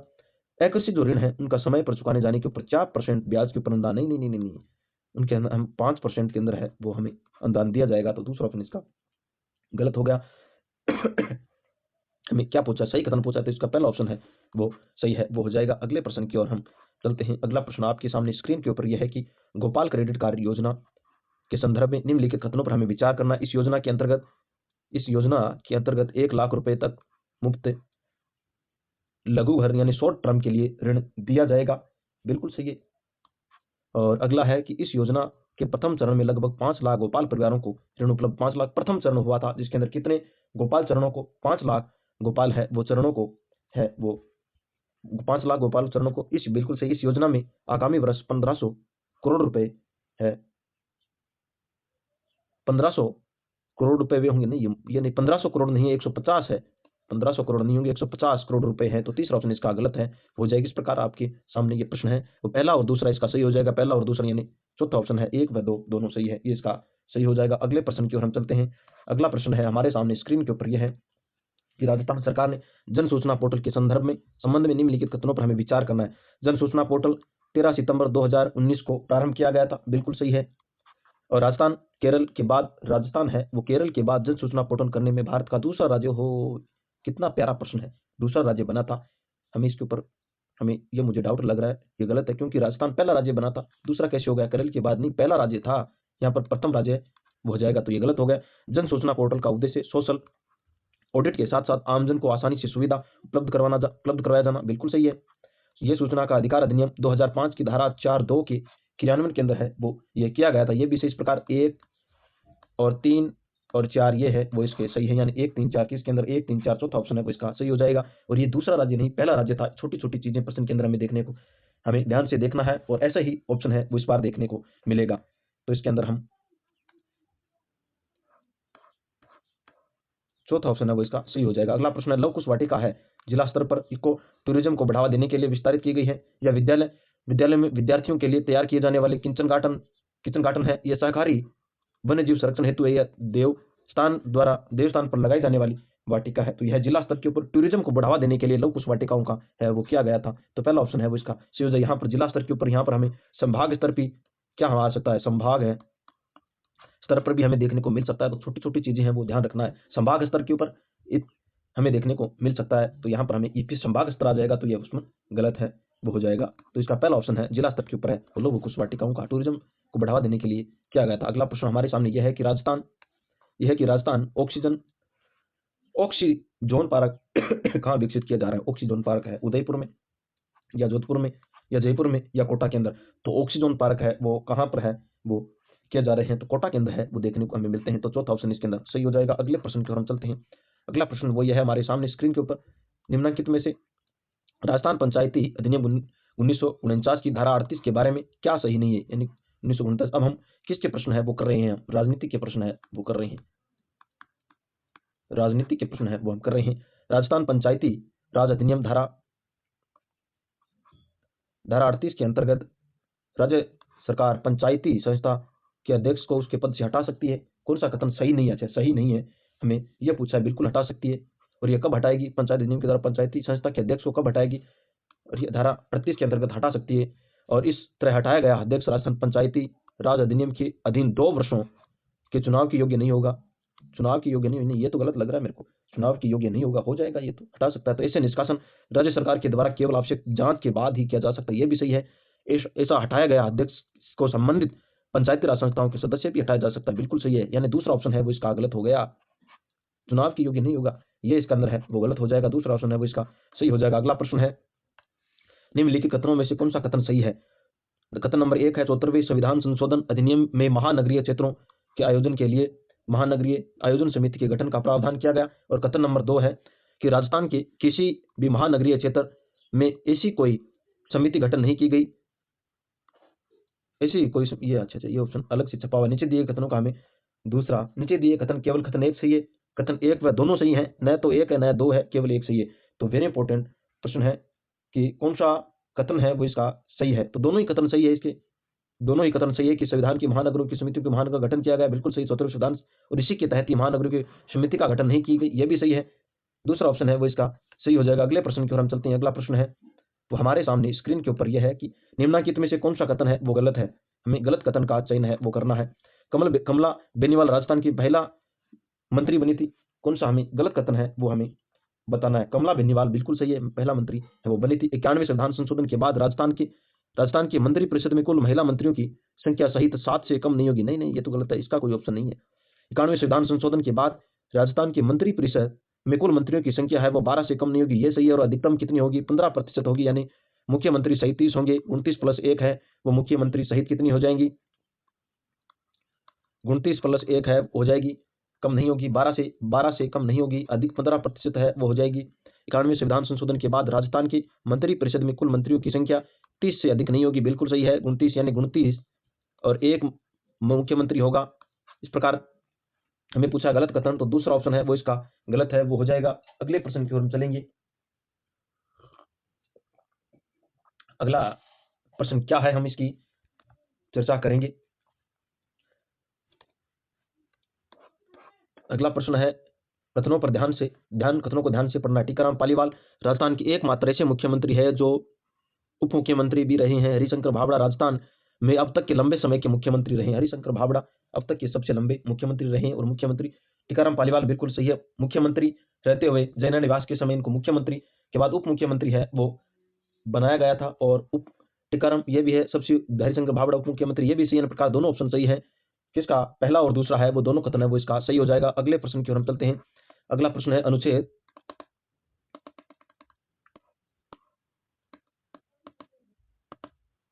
क्या हो गया बोर्ड को भी। अगला है कि भारत के संविधान के किस अनुच्छेद के तहत कौन सा अनुच्छेद राज्य के संविधान के सदस्यों की संख्या तय करता है? कौन सा है वो संविधान की संख्या है वो तय की जाती है। वेरी इंपॉर्टेंट प्रश्न है। अनुच्छेद 69 में, अनुच्छेद 70 में, अनुच्छेद हो 2 बार 70 आ गया हो, अनुच्छेद 168 में। तो इनकी जो संख्या है वो अनुच्छेद 70 के अंदर है वो की जाए। अनुच्छेद 68 के अंदर हम बात करते हैं कि अनुच्छेद, सबसे पहले हम अनुच्छेद 69 की बात कर लेते हैं। चलो यहाँ पर दिया हुआ तो अनुच्छेद 69 इसके अंदर विधान परिषद का गठन, और यानी विधान परिषद है उसका गठन और समापन यह है। और 70 के अंदर है वो सदस्यों की संख्या तय की गई है। 68 के अंदर है वो राज्य विधानमंडलों का गठन होगा। यह है कि राज्यों में विधान मंडल का गठन हो जाएगा। अनुच्छेद 171 की हम बात करते हैं तो यहाँ पर विधान परिषद की, राज्यों के अंदर किसकी, विधान परिषद का गठन किया जाएगा। और अनुच्छेद 172 के अंदर मंडलों की जो कार्यकाल है, विधान मंडल है उनका कार्यकाल हो जाएगा। और अनुच्छेद 173 के अंदर है वो मंडलों के सदस्यों की योग्यताएं होंगी। इसके अंदर है वो विधान मंडल उनकी योग्यताओं से संबंधित है। इस प्रकार हमने जो जितने अनुच्छेद है वो हमने आपने देख लिया आपके सामने। अगला प्रश्न है, नीचे दिए गए कथनों का हमें ध्यानपूर्वक, नीचे 2 कथन दिए गए हैं। कौन सा है? कथन नंबर 1 है संविधान के द्वारा प्रदान की गई संसदीय प्रणाली की योजना में राज्यपाल मनोनीत कार्यप्रधिकारी होता है। क्या सही है? मनोनीत हमें दे रखा है कि मनोनीत है वो प्राधिकारी है वो होता है, बिल्कुल मनोनीत ही होता है।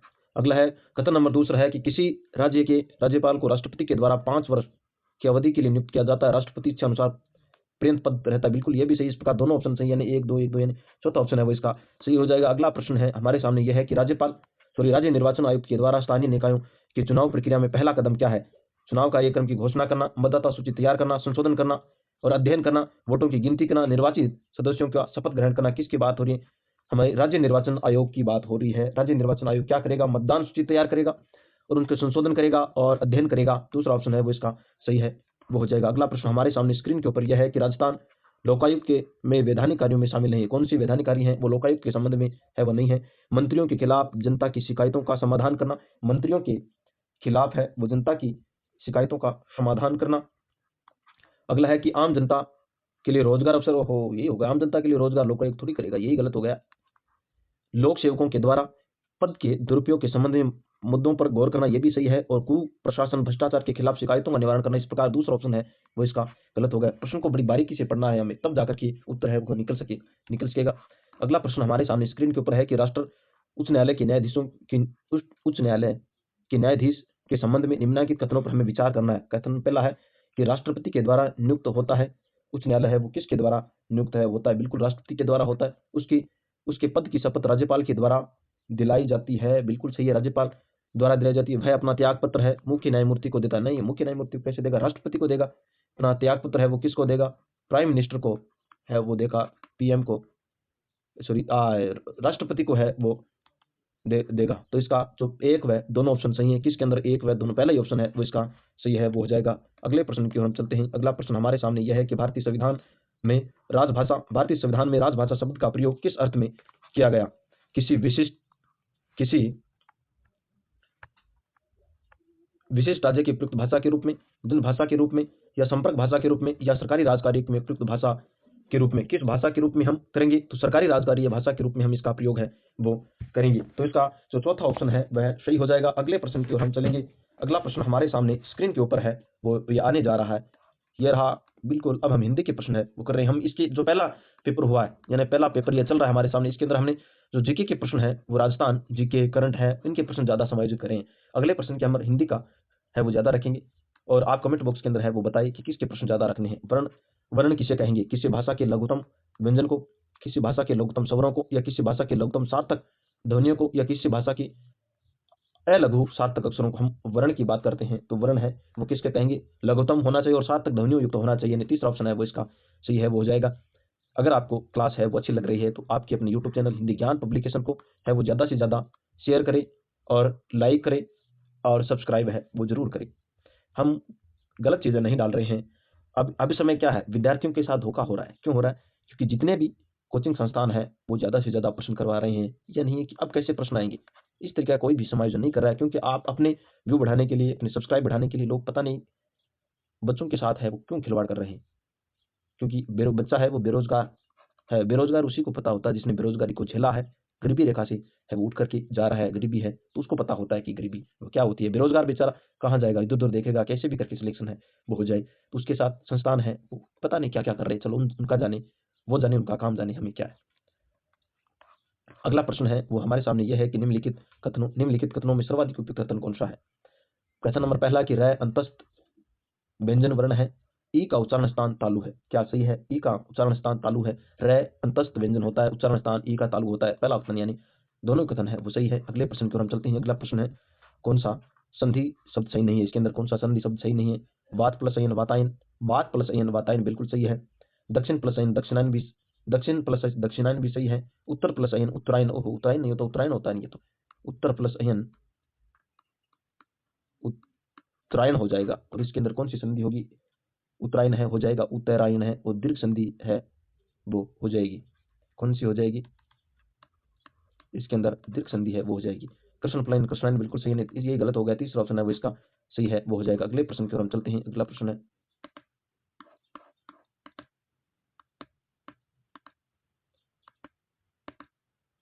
प्रश्न है वो किस विकल्प में सभी अनुपसर्ग का प्रयोग नहीं हुआ? इसके अंदर किसके अंदर अनुप्रयोग का प्रयोग नहीं हुआ?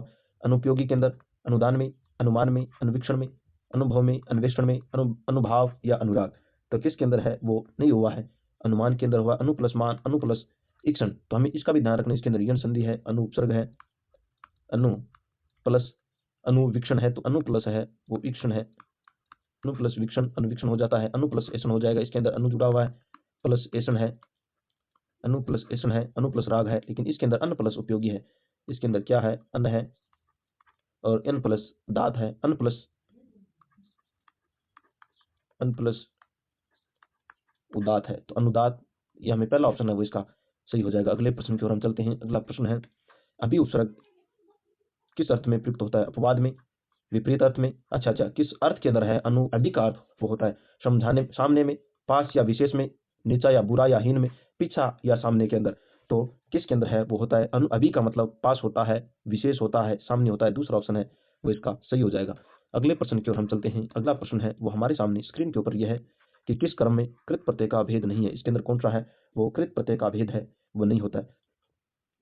कृत प्रत्यय भाववाचक कृत प्रत्यय, संबंधवाचक कृत प्रत्यय और क्रियावाचक क्रमवाचक तो संबंधवाचक है वो नहीं होता है। और इसके जो कृत प्रत्यय उसके 5 भेद होते हैं जिसके अंदर संबंधवाचक है वो नहीं होता है। तो दूसरा ऑप्शन इसका सही हो जाएगा। अगले प्रश्न की ओर हम चलते हैं। अगला प्रश्न हमारे सामने स्क्रीन के ऊपर है कि गलत कथन का हमें चयन करना है। कौन सा इसके अंदर गलत कथन है। अव्ययभाव समास से पूर्व, अव्ययभाव समास में पूर्व पद प्रधान होता है। अव्ययभाव समास के अंदर है पूर्व पद प्रधान होता है, बिल्कुल सही है। तत्पुरुष समास के अंदर पूर्व प्रधान होता है, तत्पुरुष समास के अंदर पूर्व प्रधान नहीं होता। अभी तत्पुरुष समास के अंदर है वो पूर्व प्रधान नहीं होता, उत्तर पद प्रधान होता है। कौन सा होता है, उत्तर पद है वो प्रधान है वो होता है। तो ये गलत हो गया। द्वंद्व समास में दोनों पद प्रधान होते हैं। बहुव्रीहि समास में कोई भी पद प्रधान बिल्कुल नहीं होता है, दूसरे को लेकर के ये अपना बना लेता है। तो ये दूसरा ऑप्शन है वो इसका राइट हो जाएगा। अगले प्रश्न की ओर हम चलते हैं। अगला प्रश्न है किस विकल्प में परस्पर पर्यायवाची शब्द है वो सही नहीं है। हमें ये बताना है। समुद्र और उद्यमी किस विकल्प के अंदर है वो पर्यायवाची संबंध नहीं है। उदयदी बिल्कुल सही है। चपला और बिजली भी सही है। चंद्रमा और शशांक भी सही है। भास्कर और रोहो निशाकर ये सही नहीं है। भास्कर है वो सूर्य का हो जाएगा। भास्कर किसका होता है, सूर्य का होता है। और निशाकर रात्रि का होता है या चंद्रमा का होता है। हम चंद्रमा का कर सकते हैं, रात्रि का हो सकता है। यानी निशाचर का मतलब रात को विचरण करने वाले। चौथा ऑप्शन है वो इसका सही हो जाएगा। अगला प्रश्न हमारे सामने स्क्रीन के ऊपर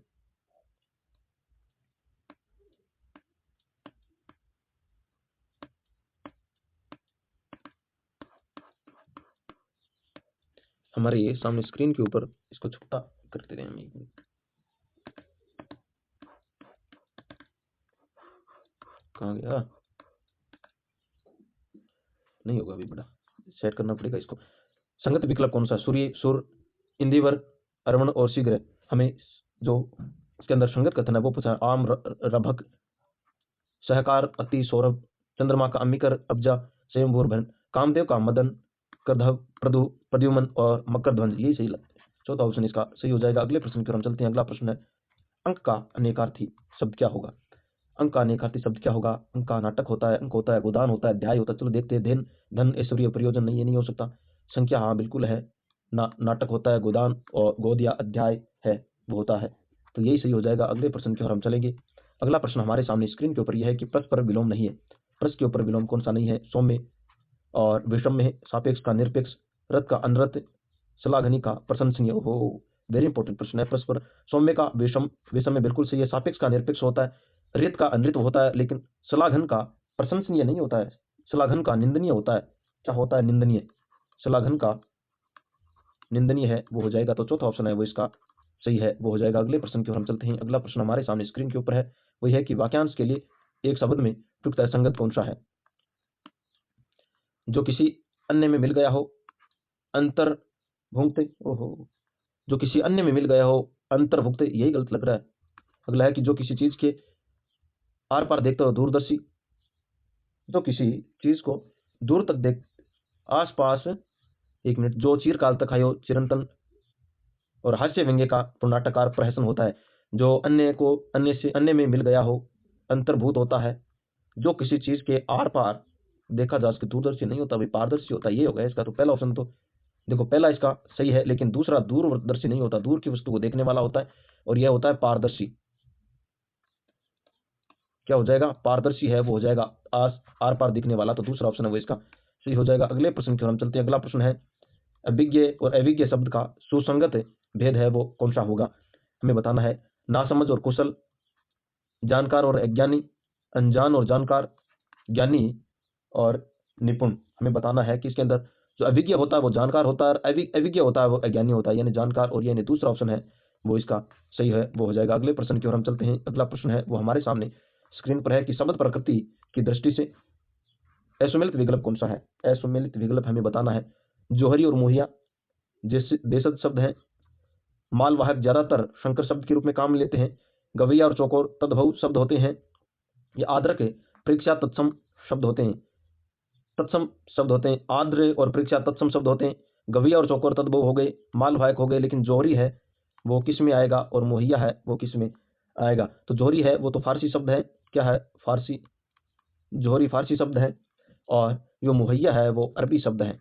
हमने अरबी, फारसी और जितनी भी विदेशी भाषा हैं उनके हमने 8 नियम के हिसाब से हमने एक वीडियो बना रखा है, उसके अंदर सभी अरबी फारसी शब्द हैं वो सारे आएंगे। आप उसको एक बार जरूर देख करके जाइए ताकि आपका एक प्रश्न है वो गलत नहीं आएगा। एक प्रश्न है वो परीक्षा के अंदर बहुत महत्वपूर्ण होता है साथियों। व्यक्तिवाचक संज्ञा का जातिवाचक संज्ञा के रूप में प्रयोग किसमें हुआ है, यानी व्यक्तिवाचक से जातिवाचक संज्ञा के रूप में कभी कभी दूरियां ही अपनेपन का आभास है वो करवाती है, कभी कभी दूरियां ही अपनेपन का आभास करवाती है। और शास्त्री जी भारत के यशस्वी प्रधानमंत्री थे। पूरी पूरी की पवित्रता सर्वविदित है, देश में जयचंदों की कमी नहीं है। तो जातिवाचक एक जयचंद है, लेकिन जाति यहाँ पर जातिवाचक है इसके अंदर, तो चौथा ऑप्शन है वो इसका सही हो जाएगा। अगले प्रश्न की ओर हम चलते हैं। अगला प्रश्न है पुरुषवाचक सर्वनाम के संबंध में कौन सा वाक्य सही है। कल पुरुषवाचक कल कोई आया था, यह घर बहुत सुंदर है, वह लोग कहाँ जा रहे हैं, यह आवश्यक कार्य अजमेर में होगा। पुरुषवाचक सर्वनाम की हमें बात करनी है तो वह आवश्यक कार्य अजमेर के अंदर होगा। चौथा ऑप्शन है वो इसके अंदर सही हो जाएगा। अगले प्रश्न की ओर हम चलते हैं। अगला प्रश्न नंबर 86 है, किस वाक्य में निजवाचक सर्वनाम का प्रयोग है वो नहीं हुआ है। निजवाचक का अपना अपना कार्य करके ही घराना बिल्कुल अपना अपना के अंदर हुआ है, यह कार्य तुम स्वयं ही कर लेना। इसके अंदर भी आप लोग आ जाओ, वह अपने आप है वो चला जाएगा इसके अंदर है, लेकिन इसमें है वो नहीं है, तो तीसरा ऑप्शन है वो इसका सही हो जाएगा। अगला प्रश्न है वो यह है कि गुणवाचक विशेषण के संबंध में कौन सा वाक्य है। गुणवाचक विशेषण के बालक पहली कक्षा में पढ़ता है, यह पुस्तक मेरी है, हमें कपटी व्यक्ति से दूर रहना चाहिए, समारोह में अनेक लोग उपस्थित है, तो कपटी उसका क्या है, गुण है, वो व्यक्ति सही नहीं है, गुण है। तीसरा ऑप्शन है वो इसका सही हो जाएगा। अगले प्रश्न की ओर हम चलते हैं। अगला प्रश्न है सकर्मक क्रिया वाला वाक्य छांटना है, हमें सकर्मक क्रिया वाला छांटना है। राजू सदा रोता है, यह क्रमक है। हरीश बस पर चढ़ा, हरीश है वो बस के ऊपर चढ़ा, हरीश छत से गिरा। सतीश ने केले खरीदे, सतीश ने क्या खरीदे, केले खरीदे, किसने खरीदे, सतीश ने। तो यह सकर्मक क्रिया है, क्या और किसके द्वारा कर्ता और कर्म का हमें मिलता हो, तो चौथा ऑप्शन है वो इसका सही हो जाएगा और उसके अंदर सकर्मक क्रिया हो जाएगा। अगला प्रश्न है कौन सा वाक्य कर्तृवाच्य में नहीं है। इसके अंदर कौन सा वाक्य कर्तृवाच्य नहीं है। मैं पुस्तक पढ़ रहा हूं, मुझसे अब चला नहीं जाता, बालक खेल रहा है, बाजार जा रहा है। इसके अंदर कौन सा वाक्य है वो कर्तृवाच्य है वो नहीं। इसके अंदर मुझसे अब चला नहीं जा रहा है, इसके अंदर भाववाचक है वो हो जाएगा। मैं पुस्तक पढ़ रहा हूं, इसके अंदर कर्तृवाच्य नहीं है, यानी दूसरा ऑप्शन है वो इसका सही है वो हो जाएगा। अगले प्रश्न की ओर हम चलते हैं। अगला प्रश्न हमारे सामने स्क्रीन के ऊपर है, वो यह है कि इनमें से किस विकल्प में सभी स्त्रीलिंग है। हाथी, बालू और आलू, भलाई, हलवाई और रसोई, इमली, चांदी और चौकी, साथी, घी और चक्कर। इसके अंदर कौन से स्त्रीलिंग सभी है, तो इमली है, चांदी है, लौकी है, इसके अंदर है चौथा तीसरा ऑप्शन है वो इसका सही हो जाएगा। अगला प्रश्न है कौन सा सदैव एक वचन के अंदर प्रयुक्त होता है। आकाश, बाल, अंश और होश, कौन सा सदैव एक वचन के अंदर आकाश है वो एक वचन के, ये सभी बहुवचन के अंदर है वो प्रयुक्त है वो होते हैं, हमें इस चीज का ध्यान रखना है। तो पहला ऑप्शन है वो इसका राइट हो जाएगा। अगले प्रश्न की ओर हम चलते हैं। अगला प्रश्न है कौन सा कथन गलत है। इसके अंदर हमें गलत कथन का चयन करना है। रचना की दृष्टि से 3 प्रमुख भेद होते हैं, साधारण वाक्य, मिश्र और संयुक्त वाक्य। क्या रचना की दृष्टि से कितने हैं वो होते हैं, बिल्कुल सही है, 3 होते हैं, साधारण, मिश्र और संयुक्त होते हैं, ये ऑप्शन सही है। वाक्य में प्रयुक्त उद्देश्य और कर्ता विधेय होता हो, यही गलत लग रहा है मेरे को। वाक्य में प्रयुक्त है वो क्रिया उद्देश्य और कर्ता विधेय होता है, कर्ता उद्देश्य होता है, क्रिया विधेय होता है, उल्टा दे रखा है, ये गलत हो गया। साधारण वाक्य में उद्देश्य एक विधेय होता है, बिल्कुल सही है। मिश्र वाक्य में मुख्य उपवाक्य नहीं है, मुख्य उपवाक्य नहीं रहता है, लेकिन आश्रित वाक्य एक से अधिक होते हैं, बिल्कुल सही है, ये भी सही है। नहीं, दूसरा ऑप्शन है वो इसका सही नहीं है, तो सही नहीं हमें पूछा है तो दूसरा है वो राइट हो जाएगा। अगला प्रश्न हमारे सामने स्क्रीन के ऊपर है, वो ये रहा कि विराम चिन्हों के प्रयोग के संबंध में विवरण है वो कौन सा सही नहीं है। किसी के महत्वपूर्ण वचन उद्धृत करने के लिए अवतरण चिन्ह का प्रयोग है वो किया जाता है, यानी किसी का जो कथन दिया गया है उसको हम उद्धृत करेंगे तो ये उसका किसका अवतरण चिन्ह का प्रयोग करेंगे, बिल्कुल सही है। किसी संज्ञा को संक्षेप में लिखने के लिए लाघव चिन्ह का प्रयोग है वो हम करेंगे, बिल्कुल सही है, लाघव चिन्ह का प्रयोग हम करेंगे। जैसे डॉक्टर है, इसको हम पूरा नहीं लिख करके लाघव चिन्ह का प्रयोग है वो करेंगे। ऊपर संक्षिप्त है 1 और 2, इस प्रकार से हम करेंगे। तीसरा है कि द्वंद्व समास पदों में के मध्य प्राय योजक चिन्ह का प्रयोग है वो किया जाता है, योजक चिन्ह का प्रयोग है वो बिल्कुल सही किया जाता है। लिखने में जो कोई शब्द छूट जाता है तो उसके स्थान पर हम कोष्ठक चिन्ह का है वो प्रयोग है वो करेंगे नहीं। कोष्ठक चिन्ह का प्रयोग हमें अर्थ स्पष्ट करने के लिए है वो किया जाता है। लिखने के अंदर कोई शब्द छूट जाता है तो हम हंस पद का प्रयोग है वो करेंगे, किसका हंस पद का प्रयोग है, यानी ऊपर ऐसे तिकोना सा लगा करके करेंगे, तो चौथा ऑप्शन है वो इसका गलत हो जाएगा। अगले प्रश्न की ओर हम चलेंगे। अगला प्रश्न हमारे सामने यह है कि निम्न में से किस शब्द में स्वर मात्रा संबंधी अशुद्धि है। स्वर मात्रा संबंधी है वो अशुद्धि हमें बताना है। सरोजनी के अंदर है, बिल्कुल सही है, बिल्कुल शब्द सही है सरोजनी। गृहिणी भी बिल्कुल सही है, अहिल्या बिल्कुल सही है। प्रदर्शन नहीं होता, प्रदर्शनी होता है, यह प्रश्न है प्रदर्शनी वाला है वो गलत हो जाएगा, यानी सी इसकी मात्रा है वो नहीं आएगी, चौथा ऑप्शन इसके अंदर सही हो जाएगा। अगले प्रश्न की हम चलते हैं। अगला प्रश्न हमारे सामने स्क्रीन के ऊपर है, वो रहे कि पानी पानी हो जाना मुहावरे का उचित प्रयोग क्या हो जाएगा। अतिवृष्टि से सर्वत्र पानी पानी हो गया, नहीं, गलत है। कड़ी धूप में काम करते करते वह पानी पानी हो गया, बिल्कुल गलत है। रेलवे में बिना टिकट यात्रा करते पकड़े जाने पर महेंद्र बाबू पानी पानी हो गया, इनकी शर्म है वो निकल गई, यही सही हो जाएगा। ताजी जलेबियां खा करके, नहीं, ये भी गलत है, यानी तीसरा ऑप्शन है वो इसका सही हो जाएगा। तीसरा ऑप्शन है वो इसका सही हो जाएगा। अगले प्रश्न की ओर हम चलते हैं। अगला प्रश्न है वो यह है कि अपियर्सल अपियर्सल का सही हिंदी अर्थ क्या हो जाएगा? मूल्यांकन, प्रशंसा, आवेदन या शिक्षुत। तो अपियर्सन है उसका मूल्यांकन है वो हो जाएगा, पहला ऑप्शन है वो इसका सही हो जाएगा। अगले प्रश्न की ओर हम चलते हैं। अब हमें गद्यांश से प्रश्न है वो हमें देने हैं। गद्यांश आपको पढ़ कर ले, आप इसके प्रश्न हमें देने। निम्नलिखित में से कौन सा एक वचन बहुवचन के समान रूप से प्रयुक्त हो सकता है? मनुष्य, घोड़ा, मशीन और यह, यानी कौन सा एक वचन और बहुवचन के अंदर मनुष्य है वो प्रयुक्त हो सकता है दोनों के अंदर? अगला प्रश्न है तिरोहित शब्द में अर्थ है, तिरोहित शब्द का अर्थ क्या हो जाएगा? लुप्त होना, लुप्त या प्रकाशी, ललायित या तिरस्कार। तो क्या पूछा है? तिरोहित, तिरोहित शब्द है उसका है वो लुप्त है वो होता है, यानी पहला ऑप्शन है वो इसका सही हो जाएगा। अगला प्रश्न हमारे सामने स्क्रीन के ऊपर यह है कि बहन का पुल्लिंग है, पुल्लिंग रूप क्या होगा? भांजा होगा, बहनो होगा, बहनोई होगा या भाई होगा? तो यह बहन का है वो बहन का बहनोइयों हो जाता है, भाई का भाभी हो जाता है। तो तीसरा ऑप्शन इसका सही हो जाएगा। अगला प्रश्न है वो हमारे सामने स्क्रीन के ऊपर यह है कि सारा जीवन निचुड़ चुका वाक्य में काल है। सारा जीवन निचुड़ चुका है, वर्तमान काल, भविष्य काल, भूतकाल या संदिग्ध वर्तमान काल? तो इसके अंदर भूतकाल हो जाएगा, क्योंकि जीवन निचुड़ चुका है, निचुड़ चुका है तो आसन भूतकाल है वो हो जाएगा। तीसरा ऑप्शन ऑप्शन इसका तीसरा ऑप्शन है वो सही हो जाएगा, क्योंकि कार्य है वो हो चुका है। अगला प्रश्न है गद्यांश में प्रयुक्त अणु तो धन, सुख शांति में खुश ले वह, कहावत में अणु तो का अर्थ क्या हो जाता है? अनूठा है, अधिक होता है, अद्भुत होता है या अल्प होता है? तो इसका अधिक होता है। अणुतो का मतलब है वो अधिक है वो होता है, तो दूसरा ऑप्शन है वो इसका राइट हो जाएगा। अगले प्रश्न की ओर हम चलते हैं। अगला प्रश्न है निम्नलिखित में से पुल्लिंग शब्द कौन सा है? वस्तु है, धन है, अग्नि है या शक्ति है? तो पुल्लिंग शब्द है तो सबसे पहले हमें वाक्य के अंदर प्रयोग करके देख लेना है यह वस्तु कैसी है। तो ये स्त्रीलिंग है, तुमने तुम्हारे पास धन बहुत है तो यह पुल्लिंग हो जाएगा। अग्नि जल गई, शक्ति बहुत है तुम्हारे पास, तो दूसरा ऑप्शन है वो इसका सही हो जाएगा। हमें क्या ध्यान रखना है? पुल्लिंगों का वाक्य के अंदर प्रयोग करना है, वाक्य के अंदर हम इसका पता लगा सकते हैं। अगला हमें डार द्रुम पलना बिछोना 9 किलो। अच्छा, हमें पद्यांश से प्रश्न है, हमें पद्यांश से है उत्तर देने हैं। उपयुक्त काव्यांश को पढ़ करके आपके मन में विचार उत्पन्न होता है कौन सा? राम सौंदर्य के प्रति अनुराग की भावना, कृष्ण सौंदर्य के प्रति प्रेम की भावना, मीरा के प्रति दया की भावना या प्रकृति के प्रति प्रेम की भावना? तो प्रकृति के प्रति प्रेम की भावना। ये पद्यांश है वो प्रकृति से संबंधित है वो लिया गया है, तो इसका चौथा ऑप्शन है वो सही हो जाएगा। अगले प्रश्न की ओर हम चलते हैं। अगला प्रश्न हमारे सामने स्क्रीन के ऊपर है वो यह है कि निम्नलिखित पंक्ति में अनुप्रास अलंकार का प्रयोग हुआ है। किसका अनुप्रास अलंकार का प्रयोग है? वो है सुमन झिंगुला सोहे तन छवि भारी दे, या पवन झुलावे केकी केकरी बरतावे, प्रात ही जुबावत गुलाब चटकारी दे, जाचक तेरे दान ते जाचक तेरे दान ते भले कल्प तरूप हो। तो इसके अंदर के अनुप्रास अलंकार है वो दूसरी पंक्ति के अंदर है वो हुआ है, तो दूसरा ऑप्शन इसका अंदर सही हो जाएगा। अगला प्रश्न है वो हमारे सामने यह है कि निम्नलिखित पंक्ति को पढ़ करके निम्नलिखित पंक्ति में पढ़ते समय बीच में या अधिक स्थानों पर ठहराव को कहते हैं। डार द्रुम पलना बिछोना नल पल्लव की। अच्छा, ये जो ठहराव है उसको क्या कहेंगे? यति कहेंगे, गति कहेंगे, यण कहेंगे या गणबंध है वो कहेंगे? तो यति कहेंगे, पहला ऑप्शन है वो इसका सही हो जाएगा। अगला प्रश्न है वो हमारे सामने स्क्रीन के ऊपर यह है कि कंजली नायिका लता न सिर सारी दे रेखांकित शब्दांश में कौन सा अलंकार? इसके अंदर पूछा रूपक अलंकार, उपमा अलंकार, यमक अलंकार या श्लेष अलंकार? तो इसके अंदर कौन सा अलंकार है? रूपक अलंकार है, क्योंकि कजली कलंक नायकी लता का रूप में हमें देखने को मिलती है। पहला ऑप्शन है वो इसका रूपक अलंकार है वो हो जाएगा। अगला प्रश्न है कवि के अनुसार बसंत का परिवर्तन दिखाई देता है तन मन और वन में, केवल गोपियों में या केवल पक्षियों के अंदर? तो किसके अंदर? तन मन और वन के अंदर हमें देखने को मिलता है, पहला ऑप्शन इसके अंदर सही हो जाएगा। अगला प्रश्न है शब्द शक्ति, महत्वपूर्ण प्रश्न है। शब्द शक्ति के संबंध में कौन सा कथन सही नहीं है? यह हमें बताना है कि शब्द शक्ति के संबंध में कौन सा कथन सही नहीं है। शब्द शक्ति उनके अंतर्हित अर्थ को व्यक्त करती है, अंतर्निहित अर्थ है उसको व्यक्त करती है, शब्द शक्ति बिल्कुल सही है। अभिधा शब्द शक्ति के द्वारा 3 प्रकार के शब्दों रूढ़ि, यौगिक और योग रूढ़ अर्थबोध होता है, बिल्कुल सही है। मम्मट ने शब्द शक्ति और विश्वनाथ ने व्यापार शक्ति का प्रयोग है किया है, नहीं यही गलत है।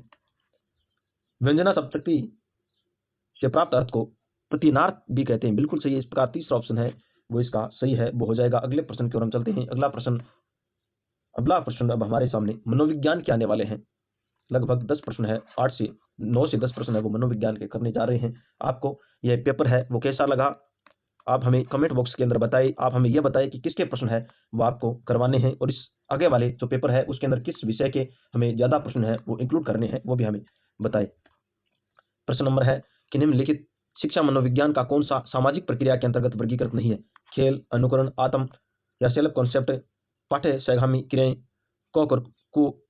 Curriculum activities. इसके अंदर कौन सा शिक्षा मनोविज्ञान के अंदर है वो किसको हम नहीं करेंगे? तो आत्म स्वभाव है, इसको हम नहीं करेंगे, क्योंकि आत्म सेल्फ स्टडी है वो किसके अंदर? सामाजिक है। यह किस प्रकार का है? यह सामाजिक है, तो सामाजिक शिक्षा विज्ञान यानी सामाजिक अंतर्दृष्टि के अंदर आया। तीसरा ऑप्शन है इसके अंदर सही हो जाएगा। अगला प्रश्न है निम्नलिखित कथनों को, निम्नलिखित में से कौन सा सामाजिक विकास की विशेषता है इसके अंदर नहीं है? सामाजिक विकास बच्चे के अपने सामाजिक परिवेश के साथ निरंतर संपर्क और शुद्ध परिणाम है, बिल्कुल सही है, बिल्कुल साथ बच्चा रहते हुए सीखता है। सामाजिक विकास चरित्र के सामाजिक गुणों को सीखने और प्राप्त करने में मदद करता है, बिल्कुल सही है। चरित्र गुणों और सामाजिक गुणों का विकास है वो सामाजिक के अंदर होता है। सामाजिक विकास में किशोरावस्था के अंदर सामाजिक विकास किशोरावस्था के अंदर पूर्ण हो जाता हो, किशोरावस्था के अंदर पूर्ण हो जाता नहीं, ये नहीं है, गलत हो रहा है, क्योंकि सामाजिक विकास तो है वो चलता रहता है, यह एक प्रकार से गत्यात्मक है। सामाजिक विकास है वो क्या है? सामाजिक विकास है वो क्या है? गत्यात्मक है।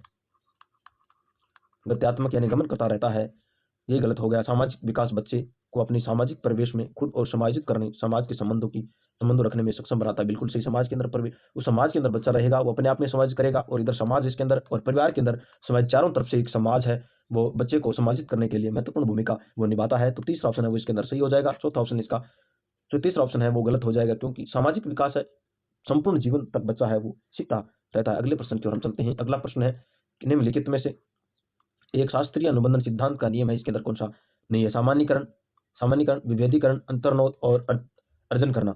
अंतर्नोद का मतलब ड्राइविंग करना कौन सा शास्त्रीय अनुबंधन है? सामान्यीकरण होता है, विभेदीकरण करना सीखता है और अर्जन करना सीखता है, लेकिन अंतर्नोद है वो स्किनर का दिया हुआ है। किसका है? यह स्किनर के अंदर है वो आएगा, यानी तीसरा ऑप्शन है वो इसका अंतर्नोद है वो नहीं हो जाएगा, सही हो जाएगा। अगले प्रश्न की ओर हम चलते हैं। अगला प्रश्न हमारे सामने स्क्रीन के ऊपर यह है कि निम्नलिखित में से कौन सी अधिगम की विशेषता है? लक्ष्य निर्दिष्ट करना, जीवन पर्यंत प्रक्रिया है, सार्वभौमिक उपयुक्त परिभाषा में कौन सा विकल्प है वो हमें सही ये बताना है। तो ये तीनों ऑप्शन सही है। जीवन पर्यंत चलता है, एक उद्देश्य निर्दिष्ट, उद्देश्य को ध्यान में रखते हुए होता है, सार्वभौमिक होती है, सभी है वो इसको सीख सकते हैं। चौथा ऑप्शन इसके अंदर सही हो जाएगा। अगला प्रश्न है वो हमारे सामने स्क्रीन के ऊपर यह है कि विद्यार्थी निष्पादन व सकारात्मक प्रतिक्रिया देकर और अनुभव करा करके मेस्लो की आवश्यकता पदानुक्रम प्रारूप के अनुसार शिक्षक निम्न में से विद्यार्थियों की किस आवश्यकता की संतुष्टि है वो कर रहा है? अपनेपन की आवश्यकता, लव नीड, सेफ्टी नीड यानी सुरक्षा की आवश्यकता, आत्म सम्मान की आवश्यकता और आत्म सिद्धि की आवश्यकता। एक विद्यार्थी सकारात्मक निष्पादन के लिए सकारात्मक प्रतिक्रिया देकर के अनुभव करा रहा है, तो मेस्लो के किसके अंदर है वो आएगा? तो वो आत्म सम्मान की भावना के ऊपर वह कार्य कर रहा है, तो तीसरा ऑप्शन है इसके अंदर सही हो जाएगा। अगले प्रश्न की ओर हम चल रहे हैं। अगला प्रश्न हमारे सामने स्क्रीन के ऊपर यह रहा, शेल्डन के वर्गीकरण के अनुसार निम्नलिखित में से कौन सा व्यक्तित्व प्रकार मिलनसार, बहिर्मुखी एवं स्नेही है? तो कौन सा है बहिर्मुखी? एक प्रकार से हमें मिलनसार चाहिए और एक हमें बहिर्मुखी, शेल्डन के व्यक्तित्व के अनुसार है वो कौन सा है वो है? तो एंडोमार्फी, मिसोमार्फी, एक्टोमार्फी, मिसोमार्फी, एंडोमार्फी, एथलेटिक्स। तो एथलेटिक्स है वो खेल से संबंधित होते हैं, पतले होते हैं, लंबे होते हैं, सीना इनका चौड़ा होता है। तो एंडोमार्फी है, गोल मटोल होते हैं, मिलनसार होते हैं, इनको खाना अधिक पसंद होता है। तो ये चिल्ड्रन की है वो, यानी तीसरा ऑप्शन है वो इसका सही है वो हो जाएगा। अगले प्रश्न की ओर हम चलते हैं। अगला प्रश्न हमारे सामने स्क्रीन के ऊपर यह रहा कि निम्नलिखित में से कौन सा एक अक्षमता थर्स्टन के द्वारा प्रतिपादित मूल मानसिक क्षमताओं में से संबंधित नहीं है? समृद्धि है, व्यवहारिक है, शाब्दिक है या गणित है? तो इन्होंने कितने थर्स्टन के द्वारा 7 दिए गए थे, इसके अंदर कौन सा है वो नहीं ये पूछा, तो व्यवहारिक है वो नहीं है, तो दूसरा ऑप्शन इसके अंदर राइट है वो हो जाएगा। अगला प्रश्न हमारे सामने स्क्रीन के ऊपर यह है कि निम्नलिखित में से कौन सी एक समायोजन व्यक्ति की विशेषता है वो नहीं है? समायोजित व्यक्ति की विशेषता इसके अंदर कौन सी नहीं है? व्यवहार लचीलापन होना चाहिए, बिल्कुल होता है। स्वयं व अन्य के अंदर समायोजित हो जाएगा तो समायोजित होगा। स्वयं के मजबूत पक्ष और सीमाओं की जानकारी होगी तभी वह समायोजित होगा। महत्वाकांक्षी के अति उच्च स्तर नहीं होता है। अगर महत्वाकांक्षी उच्च स्तर नहीं होगी, क्योंकि महत्वाकांक्षी है वो समाज के हिसाब से समान या इको रूप से होगी, सामाजिक रूप से होगी, तो चौथा ऑप्शन है वो इसके अंदर है वो राइट हो जाएगा। अगले प्रश्न की ओर हम चलते हैं। अगला प्रश्न है वह जो हमें क्या है इसके अंदर, तो उच्च महत्वाकांक्षी है वो समायोजित बालक की नहीं बल्कि यह प्रतिभाशाली बालक की विशेषताओं के अंदर है वो आता है। अगला प्रश्न है निम्नलिखित में से कौन सी प्रतिभाशाली विद्यार्थियों की विशेषता है वो नहीं है? सीमित मात्रा में प्रश्न पूछने की, यद्यपि व्यापक रुचि क्षेत्र में होती है। सूक्ष्म जागरूक, सूक्ष्म अवलोकन वाले, शीघ्र प्रत्युत्तर देने वाले होते हैं। द्रुत गति में संलग्न सीखते हैं। कठिन मानसिक कार्यों में रुचि है वो लेते हैं। तो इसके अंदर हमें पूछा है कि कौन सी प्रतिभाशाली की विशेषता है, वो सीमित मात्रा के अंदर नहीं बल्कि वह अधिक मात्रा के अंदर है, अधिक मात्रा के अंदर है वो प्रश्न है वो पूछते हैं। तो ये इसका है वो गलत हो जाएगा और सभी है वो सही है। तो पहला ऑप्शन इसका राइट हो जाएगा। अगले प्रश्न की ओर हम चलते हैं। अगला प्रश्न है कि शिक्षा का अधिकार अधिनियम 2009 के लिए कौन सा कथन है वो सही नहीं है। 6 वर्ष से 14 वर्ष के प्रत्येक बालक के लिए निःशुल्क अनिवार्य शिक्षा का प्रावधान किया गया, बिल्कुल सही है। विद्यालय प्रबंधन समिति का प्रावधान किया गया, असम से ही धारा नंबर 21 के अंदर है वो किया गया है। प्राथमिक शिक्षा के लिए राष्ट्रीय गठन किया गया, यह भी सही है। प्रति सप्ताह के लिए 60 घंटे नहीं, यहाँ पर यह गलत हो गया क्योंकि यहाँ पर 45 घंटे है वो हो जाएगा। तो चौथा ऑप्शन है वो इसके अंदर सही हो जाएगा। अगले प्रश्न की ओर हम चलते हैं। अगला प्रश्न है, अब हम आईसीटी से संबंधित प्रश्न कर रहे हैं। शायद शिक्षण अधिगम प्रक्रिया में आईसीटी को एकीकृत करने में निम्नलिखित में से कौन सा लाभ है वो नहीं है। यह शिक्षार्थी को सीखने की प्रतिक्रिया में निष्क्रिय रूप से संलग्न रहता है। ओहो, क्या है, निष्क्रिय रूप से संलग्न नहीं रहता भाई साहब, ये गलत हो गया इसका। तो यह छात्र को नए कौशल को विकसित करने में मदद करता है, बिल्कुल सही है। कभी यह किसी भी समय कहीं भी सीखने में मदद करता है। यह रुचिकर और प्रभावी अधिगम वातावरण बनाता है, बिल्कुल सही। यानी पहला ऑप्शन है वो इसका गलत है और हमें गलत ही पूछा है। अगले प्रश्न की ओर हम चलते हैं। अगला प्रश्न हमारे सामने स्क्रीन के ऊपर यह रहा कि वह प्रोग्राम जो कंप्यूटर को संचालित करने के लिए आवश्यक है वह क्या कहलाता है। System, software, courseware, application, courseware या हार्डवेयर। वह प्रोग्राम जो कंप्यूटर को संचालित करने यानी कंप्यूटर को संचालित करता है तो वह सॉफ्टवेयर करता है। तो पहला ऑप्शन है वो इसका सही हो जाएगा। अगले प्रश्न की ओर हम चलते हैं। अगला प्रश्न है, विद्यार्थियों एक बात बता देता हूँ आपको, तमाम विद्यार्थियों के लिए जो आईसीटी है वो बहुत ही कठिन विषय है क्योंकि इसके प्रश्न है वो कहाँ से पूछे जाएंगे ये पता नहीं है। लेकिन हम जो प्रश्न कर रहे हैं ये प्रश्न आपको जो हमारे सामने सिलेबस है उससे जोड़ करके हमने ये प्रश्न है वो बनाए हैं। लगभग मुझे ज़्यादा नहीं, मैं ये कहता हूँ कि 2 से 3 प्रश्न है वो आईसीटी से हम प्रश्न करवा रहे हैं, इसमें से पढ़ जाएंगे। तो आपको इस बात का ध्यान रखना है। निम्नलिखित में से कंप्यूटर सहायक अनुदेशन का प्रयोग किस पक्ष के लिए किया जाता है। ज्ञानात्मक के लिए, ज्ञानात्मक भावात्मक और मनोगत्यात्मक भावात्मक और मनोक्रियात्मक।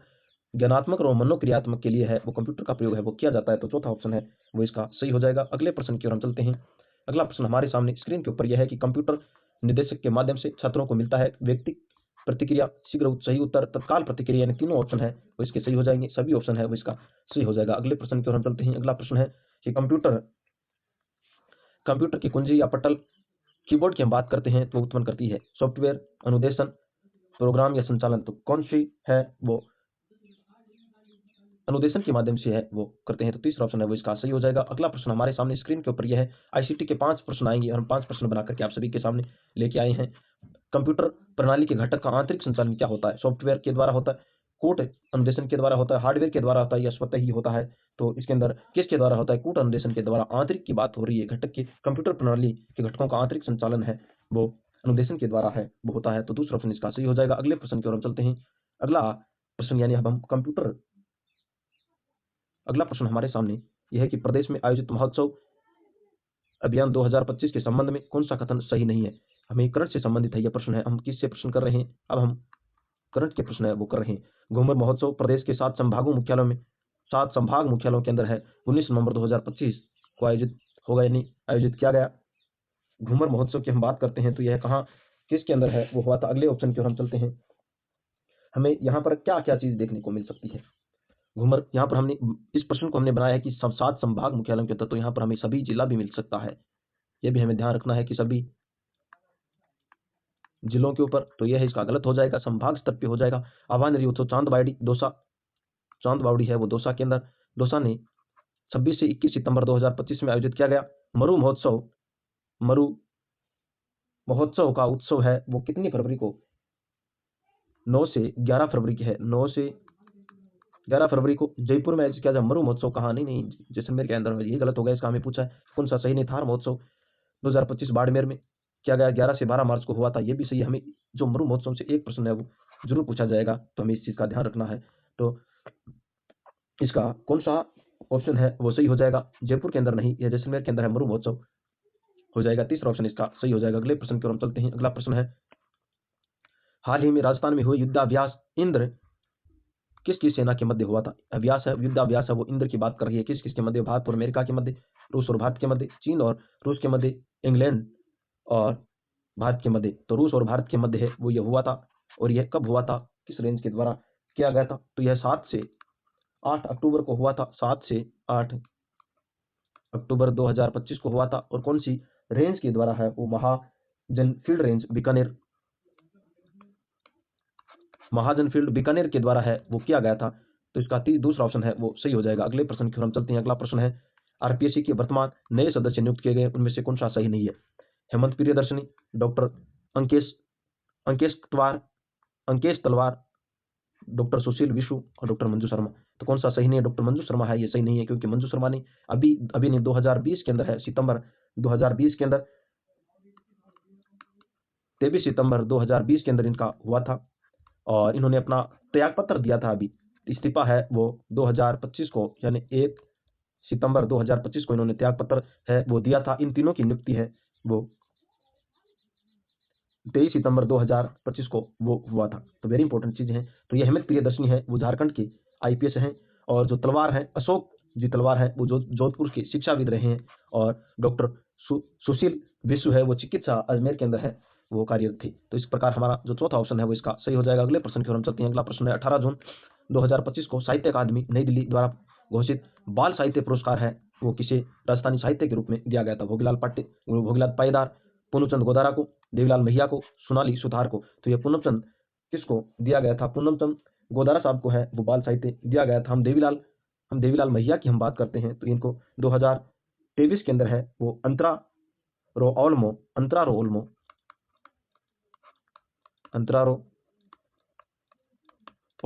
2023 के लिए पुरस्कार मिला था। और सोनाली सुतार है, इनको 2024 का युवा पुरस्कार, इसको बाल साहित्य तो मिला हुआ है इनको। और युवा साहित्य पुरस्कार है वो इनको सूंद, इनकी रचना है सूंद के लिए है वो मिला है। तो इसको भी हमें ध्यान रखना है।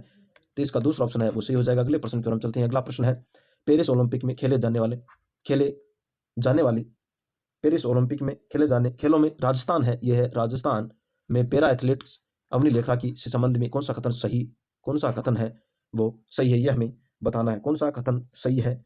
30 अगस्त 2024 को इन्होंने R2 महिला 10R राइफल के अंदर स्वर्ण पदक जीता था। कौन सा स्वर्ण पदक है वो इसने है वो जीता था। हमें इसके अंदर कौन सा कथन सही नहीं है यह बताना है। कौन सा कथन सही नहीं, ये हमें बताना है। तो बिल्कुल सही है। और 2014 के अगस्त 2024 में R2 महिला में एसएस में स्वर्ण पदक जीता था।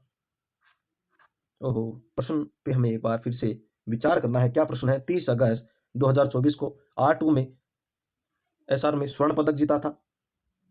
अगला है, हाँ बिल्कुल स्वर्ण पदक इन्होंने अगस्त 2024 में फिर से स्वर्ण पदक जीता था। अवनी लेखरा ने 264 अंकों के साथ स्वर्ण पदक जीता था। अवनी लेखरा पैरा ओलंपिक खेलों में 4 मेडल जीतने वाली पहली महिला खिलाड़ी है वो बनी है। तो इन्होंने 4 मेडल नहीं, यह गलत हो गया। पहली महिला तो बनी है लेकिन इन्होंने 3 मेडल है वो कितने मेडल है वो जीते हैं, इन्होंने 3 मेडल है वो जीते हैं। अगले प्रश्न की ओर हम चलते हैं। अगला प्रश्न है, राजस्थान में ग्रीन सेक्टर की हम बात करते हैं तो यूएई की हम संयुक्त अरब अमीरात राजस्थान में कोई कितनी सोलर प्रोजेक्ट लगाएगा। 75,000 मेगावाट, 60,000 मेगावाट, 35,000 मेगावाट या 65,000 मेगावाट। तो राजस्थान में ग्रीन एनर्जी सेक्टर में यूएई यानी संयुक्त अरब अमीरात राजस्थान में कितनी क्षमता के सोलर प्लांट है वो लगाएगा। तो ये 60,000 है वो लगाने जा रहा है। तो इसका जो दूसरा ऑप्शन है वो सही हो जाएगा। अगले प्रश्न की ओर हम चलते हैं। अगला प्रश्न है कि राजस्थान में कौन 2 झीलों पर प्रदेश का पहला फ्लोटिंग सोलर प्लांट लगाने का पायलट प्रोजेक्ट शुरू किया गया। अन्ना सागर अजमेर सांबर के अंदर, मानसागर और सांबर में, नक्की झील और राजसमंद के। तो यह मानसागर और अन्ना सागर के अंदर है वो किया गया था। दूसरा ऑप्शन इसका सही हो जाएगा। अगले प्रश्न की ओर हम चलते हैं। अगला प्रश्न है, सामाजिक परिवर्तन के संदर्भ में शैक्षिक प्रबंधन का महत्व क्या है। सामाजिक का विशेष ज्ञान होना, समाज का विशेष ज्ञान होना, कौशलों के साथ मानव संसाधन, कार्य नैतिकता और सामाजिक नैतिकता के अंदर राजनीतिक मूल्य या ये सभी। तो कौन सा सामाजिक परिवर्तन के अंदर हमें किस प्रकार का ज्ञान है वो होना चाहिए। वेरी इंपॉर्टेंट प्रश्न है। इस प्रकार के अंदर सभी ज्ञान है वो होना चाहिए। चौथा ऑप्शन इसका सही हो जाएगा। अगला प्रश्न है, निम्नलिखित में से कौन सा गुण व्याख्यान विधि का नहीं है। यह एक मनोवैज्ञानिक विधि है, यह एक उच्च कक्षाओं के लिए उपयोगी है, यह कम खर्चीली विधि है, यह कम समय में ज्ञान है वो करने वाली विधि है, दान नहीं ज्ञान करने वाली विधि है। तो ये एक मनोवैज्ञानिक विधि नहीं है, एक अमनोवैज्ञानिक विधि है। पहला ऑप्शन सही है। उच्च कक्षाओं के लिए उपयोगी है, निम्न कक्षाओं के लिए उपयोगी नहीं। यहाँ पर निम्न कक्षाएं भी देखने को मिल सकता है और ये अधिक खर्चीली भी आ सकता है। कैसा भी प्रश्न है वो पूछा जा सकता है, तो इसका पहला ऑप्शन है वो सही हो जाएगा। हमें तैयार रहना। अगला प्रश्न है कि भाषा शिक्षण में दृश्य सर्वे साधनों का मुख्य प्रयोजन क्या है? शिक्षण के कार्यों को सरल बनाना, विद्यार्थियों को विभिन्न इंद्रियों की क्रियाशील बनाना, छात्रों को नवीन उपकरणों की जानकारी देना या कक्षा को नियंत्रित करना। तो विद्यार्थियों को विभिन्न तो इंद्रियां ही हैं उनको क्रियाशील बनाना है, वो सर्व दृश्य साधन का प्रमुख उद्देश्य होता है। अगला प्रश्न है कि कार्ड पर लिखे शब्दों को चित्रों के साथ मिलान करने के लिए किस विधि के अंदर यह प्रयोग किया जाता है? शास्त्रीय विधि में, मोंटेसरी विधि में, कहानी विधि में या ध्वनि शामिल विधि के अंदर? तो यह मोंटेसरी विधि के द्वारा है वो करवाया जाता है, तो दूसरा ऑप्शन है वो इसका सही है वो हो जाएगा। अगला प्रश्न हमारे सामने स्क्रीन के ऊपर है कि मूल्यांकन का संरचनात्मक और योगात्मक रूप से वर्गीकरण किसने किया था? मेकिल, स्किनर ने, आर ए शर्मा ने, डॉक्टर एन श्रीवास्तव ने। तो यह मेकिल स्क्रीन के द्वारा है वो किया गया था, पहला ऑप्शन इसका सही हो जाएगा। अगला प्रश्न है निदानात्मक परीक्षा ली जा सकती है। निदानात्मक परीक्षाएं है वो किसकी ली जा सकती है? प्रतिभाशाली छात्रों का पता लगाने के लिए, छात्रों की कमजोरी का पता लगाने के लिए, ओहो प्रतिभाशाली है, छात्रों के मानसिक स्तर को जांच करने के लिए, मानवीय मूल्यों का पता लगाने के लिए। तो निदानात्मक है वो निदान का मतलब बीमारी का पता लगाना और कमजोरी का पता लगाने के लिए है वो किया जाता है। और कमजोरी का पता लगाने के बाद है वो हम उपचारात्मक है क्या करेंगे? उपचार है वो करेंगे, तो उपचारात्मक है हो जाएगा आगे, तो इसका दूसरा ऑप्शन है वो सही हो जाएगा। अगला प्रश्न हमारे सामने स्क्रीन के ऊपर है निम्नलिखित में से असत्य कथन हमें छांटना है। मापन एकांकी, मूल्यांकन बहुमुखी होता है। गलत कथन बताना। मापन का क्षेत्र सीमित होता है, मूल्यांकन विस्तृत होता है। मापन का क्षेत्र है वो सीमित होता है, मूल्यांकन बिल्कुल विस्तृत होता है। मापन परिमाणात्मक अभिव्यक्ति, मूल्यांकन परिमाणात्मक और गुणात्मक अभिव्यक्ति होता है। बिल्कुल से मापन का अभाव मूल्यांकन का कार्य मनोविज्ञान, यही गलत हो जाएगा क्योंकि मापन अभाव में मूल्यांकन का कार्य नहीं हो सकता। तो चौथा ऑप्शन है वो इसका सही है हो जाएगा। अगले प्रश्न पर हम चलते हैं। अगला प्रश्न है निदानात्मक निदानात्मक परीक्षण का मुख्य उद्देश्य क्या है? निदानात्मक परीक्षण का मुख्य उद्देश्य छात्रों की कमजोरियों का पता लगाना, विद्यार्थियों की उपलब्धि स्तर की जांचना, विद्यार्थियों के अध्ययन के प्रति रुचि उत्पन्न करना या मूल्यांकन करना। तो इसका है विद्यार्थियों की कमजोरी का पता लगाना है वो हो जाएगा। पहला ऑप्शन है वो इसका, यह तो मूल्यांकन है, मूल्यांकन उपलब्धि का मूल्यांकन करेंगे, यानी पहला ऑप्शन है वो इसका सही हो जाएगा। अगला प्रश्न है दृश्य सर्वे साधनों की सहायता से अनुभवों के आधार पर एक विशेष प्रकार का वर्गीकरण अनुभव का त्रिकोण यानी अनुभव का त्रिकोण के रूप में जाना जाता है। किसके द्वारा प्रस्तुत किया गया? एडगल डेर के द्वारा, एस्पिच व विल्सन के द्वारा, स्मिथ व पूरे के द्वारा या सुसन मार्कन के द्वारा। एडगल डेर का अनुभव शंकु है, इसको जाना जाता है, तो पहला ऑप्शन है वो इसका सही हो जाएगा। अगले प्रश्न की ओर हम चलते हैं। अगला प्रश्न है सतत एवं व्यापक मूल्यांकन। सतत एवं व्यापक मूल्यांकन सीसी सह शैक्षिक क्षेत्रों में शामिल है। जीवन कौशल में, शिक्षा के कार्य क्षेत्र में, दृश्य और प्रदर्शन के लिए और अभिवृद्धि के लिए, तीनों यानी चारों ऑप्शनों के लिए है वो जाना जाता है। तो इसका पहला, दूसरा, तीसरा यानी दूसरा ऑप्शन है वह इसका बिल्कुल है वो राइट हो जाएगा। अगले प्रश्न की ओर हम चलते हैं। अगला प्रश्न हमारे सामने स्क्रीन के ऊपर यह है कि एक बहुभाषी कक्षा में किसके किसे सबसे कम महत्व हम देंगे? विभिन्न प्रकार का बाल साहित्य, हम बहुभाषी की बात कर रहे हैं तो बाल साहित्य नहीं करवाएंगे। कक्षा में विभिन्न प्रकार की सामग्री की समृद्धि का वातावरण उत्पन्न करेंगे ताकि बालक है वो ज्यादा से ज्यादा है वो समझ सके। एक कक्षा में बहुभाषी और बहुसांस्कृतिक संदर्भ में प्रति संवेदनशीलता रखेंगे। बच्चों को सिखाना कि दो भाषाओं के मध्य विद्यमान समानता का विश्लेषण कैसे हो सकता है, ये भी सही, यानी पहला ऑप्शन है वो इसका सही है वो हो जाएगा। अगले प्रश्न की ओर हम चलते हैं। अगला प्रश्न हमारे सामने स्क्रीन के ऊपर यह है कि निम्न में से कौन सा सन हर्बर्टिय विधि का नहीं है? प्रस्तावना, विषयोत्थापन, तुलना और विश्लेषणीकरण। हमें किसका पूछा? हर्बर्टिय ने 5 पद है वो दिए थे, इसके अंदर पहला प्रस्तावना और उसके बाद विषयोत्थापन, उसके बाद तुलना, लेकिन यह विश्लेषण है वो नहीं होता, यानी चौथा ऑप्शन। इसके तुलना के बाद इन्होंने क्या बताया? सामान्यकरण। तुलना के बाद इन्होंने कहा कि सामान्यकरण करेंगे, सामान्यकरण के बाद हम करेंगे प्रयोग, सामान्यकरण के बाद प्रयोग करेंगे, यानी चौथा ऑप्शन है वो इसका सही हो जाएगा। अगले प्रश्न पर अब हम सामान्य के ज्ञान के 5 प्रश्न है वो करने वाले हैं। श्रृंगार चौमरी मंदिर के विषय में सही कथनों का हमें चयन करना है। श्रृंगार चौमरी के बारे में, इसका मध्य भाग गोलाकार जैन गुंबद से ढका हुआ है, क्या ये सही है? हमें ध्यान रखना है कि भाई ये वेरी इंपॉर्टेंट है, ढका हुआ बिल्कुल सही है। इसका निर्माण महाराणा कुंभा के कोषाध्यक्ष जिनका भंडारी बेलका के द्वारा करवाया गया था, बिल्कुल सही है। इस मंदिर की योजना गोलाकार हो गोलाकार नहीं है, इसकी योजना गोलाकार थोड़ी हो सकती है, ये गलत हो गया इसका। और इसको चारों ओर के 4 पंख निकले हुए, ये भी सही, यानी चारों ओर से इसके और ये कब बनाया गया था? लगभग 1444 से शुरू होकर के 48 के अंदर पूर्ण बना था। इस प्रकार पहला 1, 2 और 4 यानी 1, 2, 4 1, 2, 4 यानी ये हो गई 1, 2, 4 चौथा ऑप्शन है वो इसका सही हो जाएगा। अगला प्रश्न हमारे सामने यह है कि गुलाब श्याम विष्णु मंदिर कहाँ पर स्थित है? चावंड में, उदयपुर में, चित्तौड़गढ़ में या गोकुंदा के अंदर? तो गुलाब श्याम विष्णु मंदिर है वो कहाँ पर है? जोधपुर के अंदर है। गुलाब श्याम मंदिर है वो गोकुंदा के अंदर स्थित है। अगले प्रश्न की ओर हम चलते हैं। अगला प्रश्न है वे निम्नलिखित में से कौन सा असुमेलित है? हमें सिंचाई प्रबंधन प्रशिक्षण संस्थान कोटा के अंदर है, बिल्कुल सही है। औषधीय पादप शोध संस्थान माउंट आबू के अंदर स्थित है। बकरी चारा अनुसंधान केंद्र राम सर अजमेर के अंदर स्थित है। 2010 में इसकी स्थापना हुई थी भाई, इसको मैं देख के बताऊंगा आपको। रक्षा अनुसंधान प्रयोगशाला हो जो जयपुर के अंदर स्थित नहीं है, ये जोधपुर के अंदर स्थित है, जोधपुर के अंदर है वो स्थित है। रक्षा प्रयोगशाला है वो जोधपुर के अंदर स्थित है। चौथा ऑप्शन इसका सही हो जाएगा। अगला प्रश्न है अमृत योजना। अमृत योजना के संबंध में निम्नलिखित में से कौन सा कथन सत्य? अमृत योजना की शुरुआत 25 जून 2015 में हुई थी। अमृत योजना के जन स्वास्थ्य अभियांत्रिकी विभाग के द्वारा संचालित की जा रही, बिल्कुल सही है। अमृत 2 योजना 2 पर शुरुआत 2021, यानी पहली योजना तो यहाँ पर 2015 में हुई थी।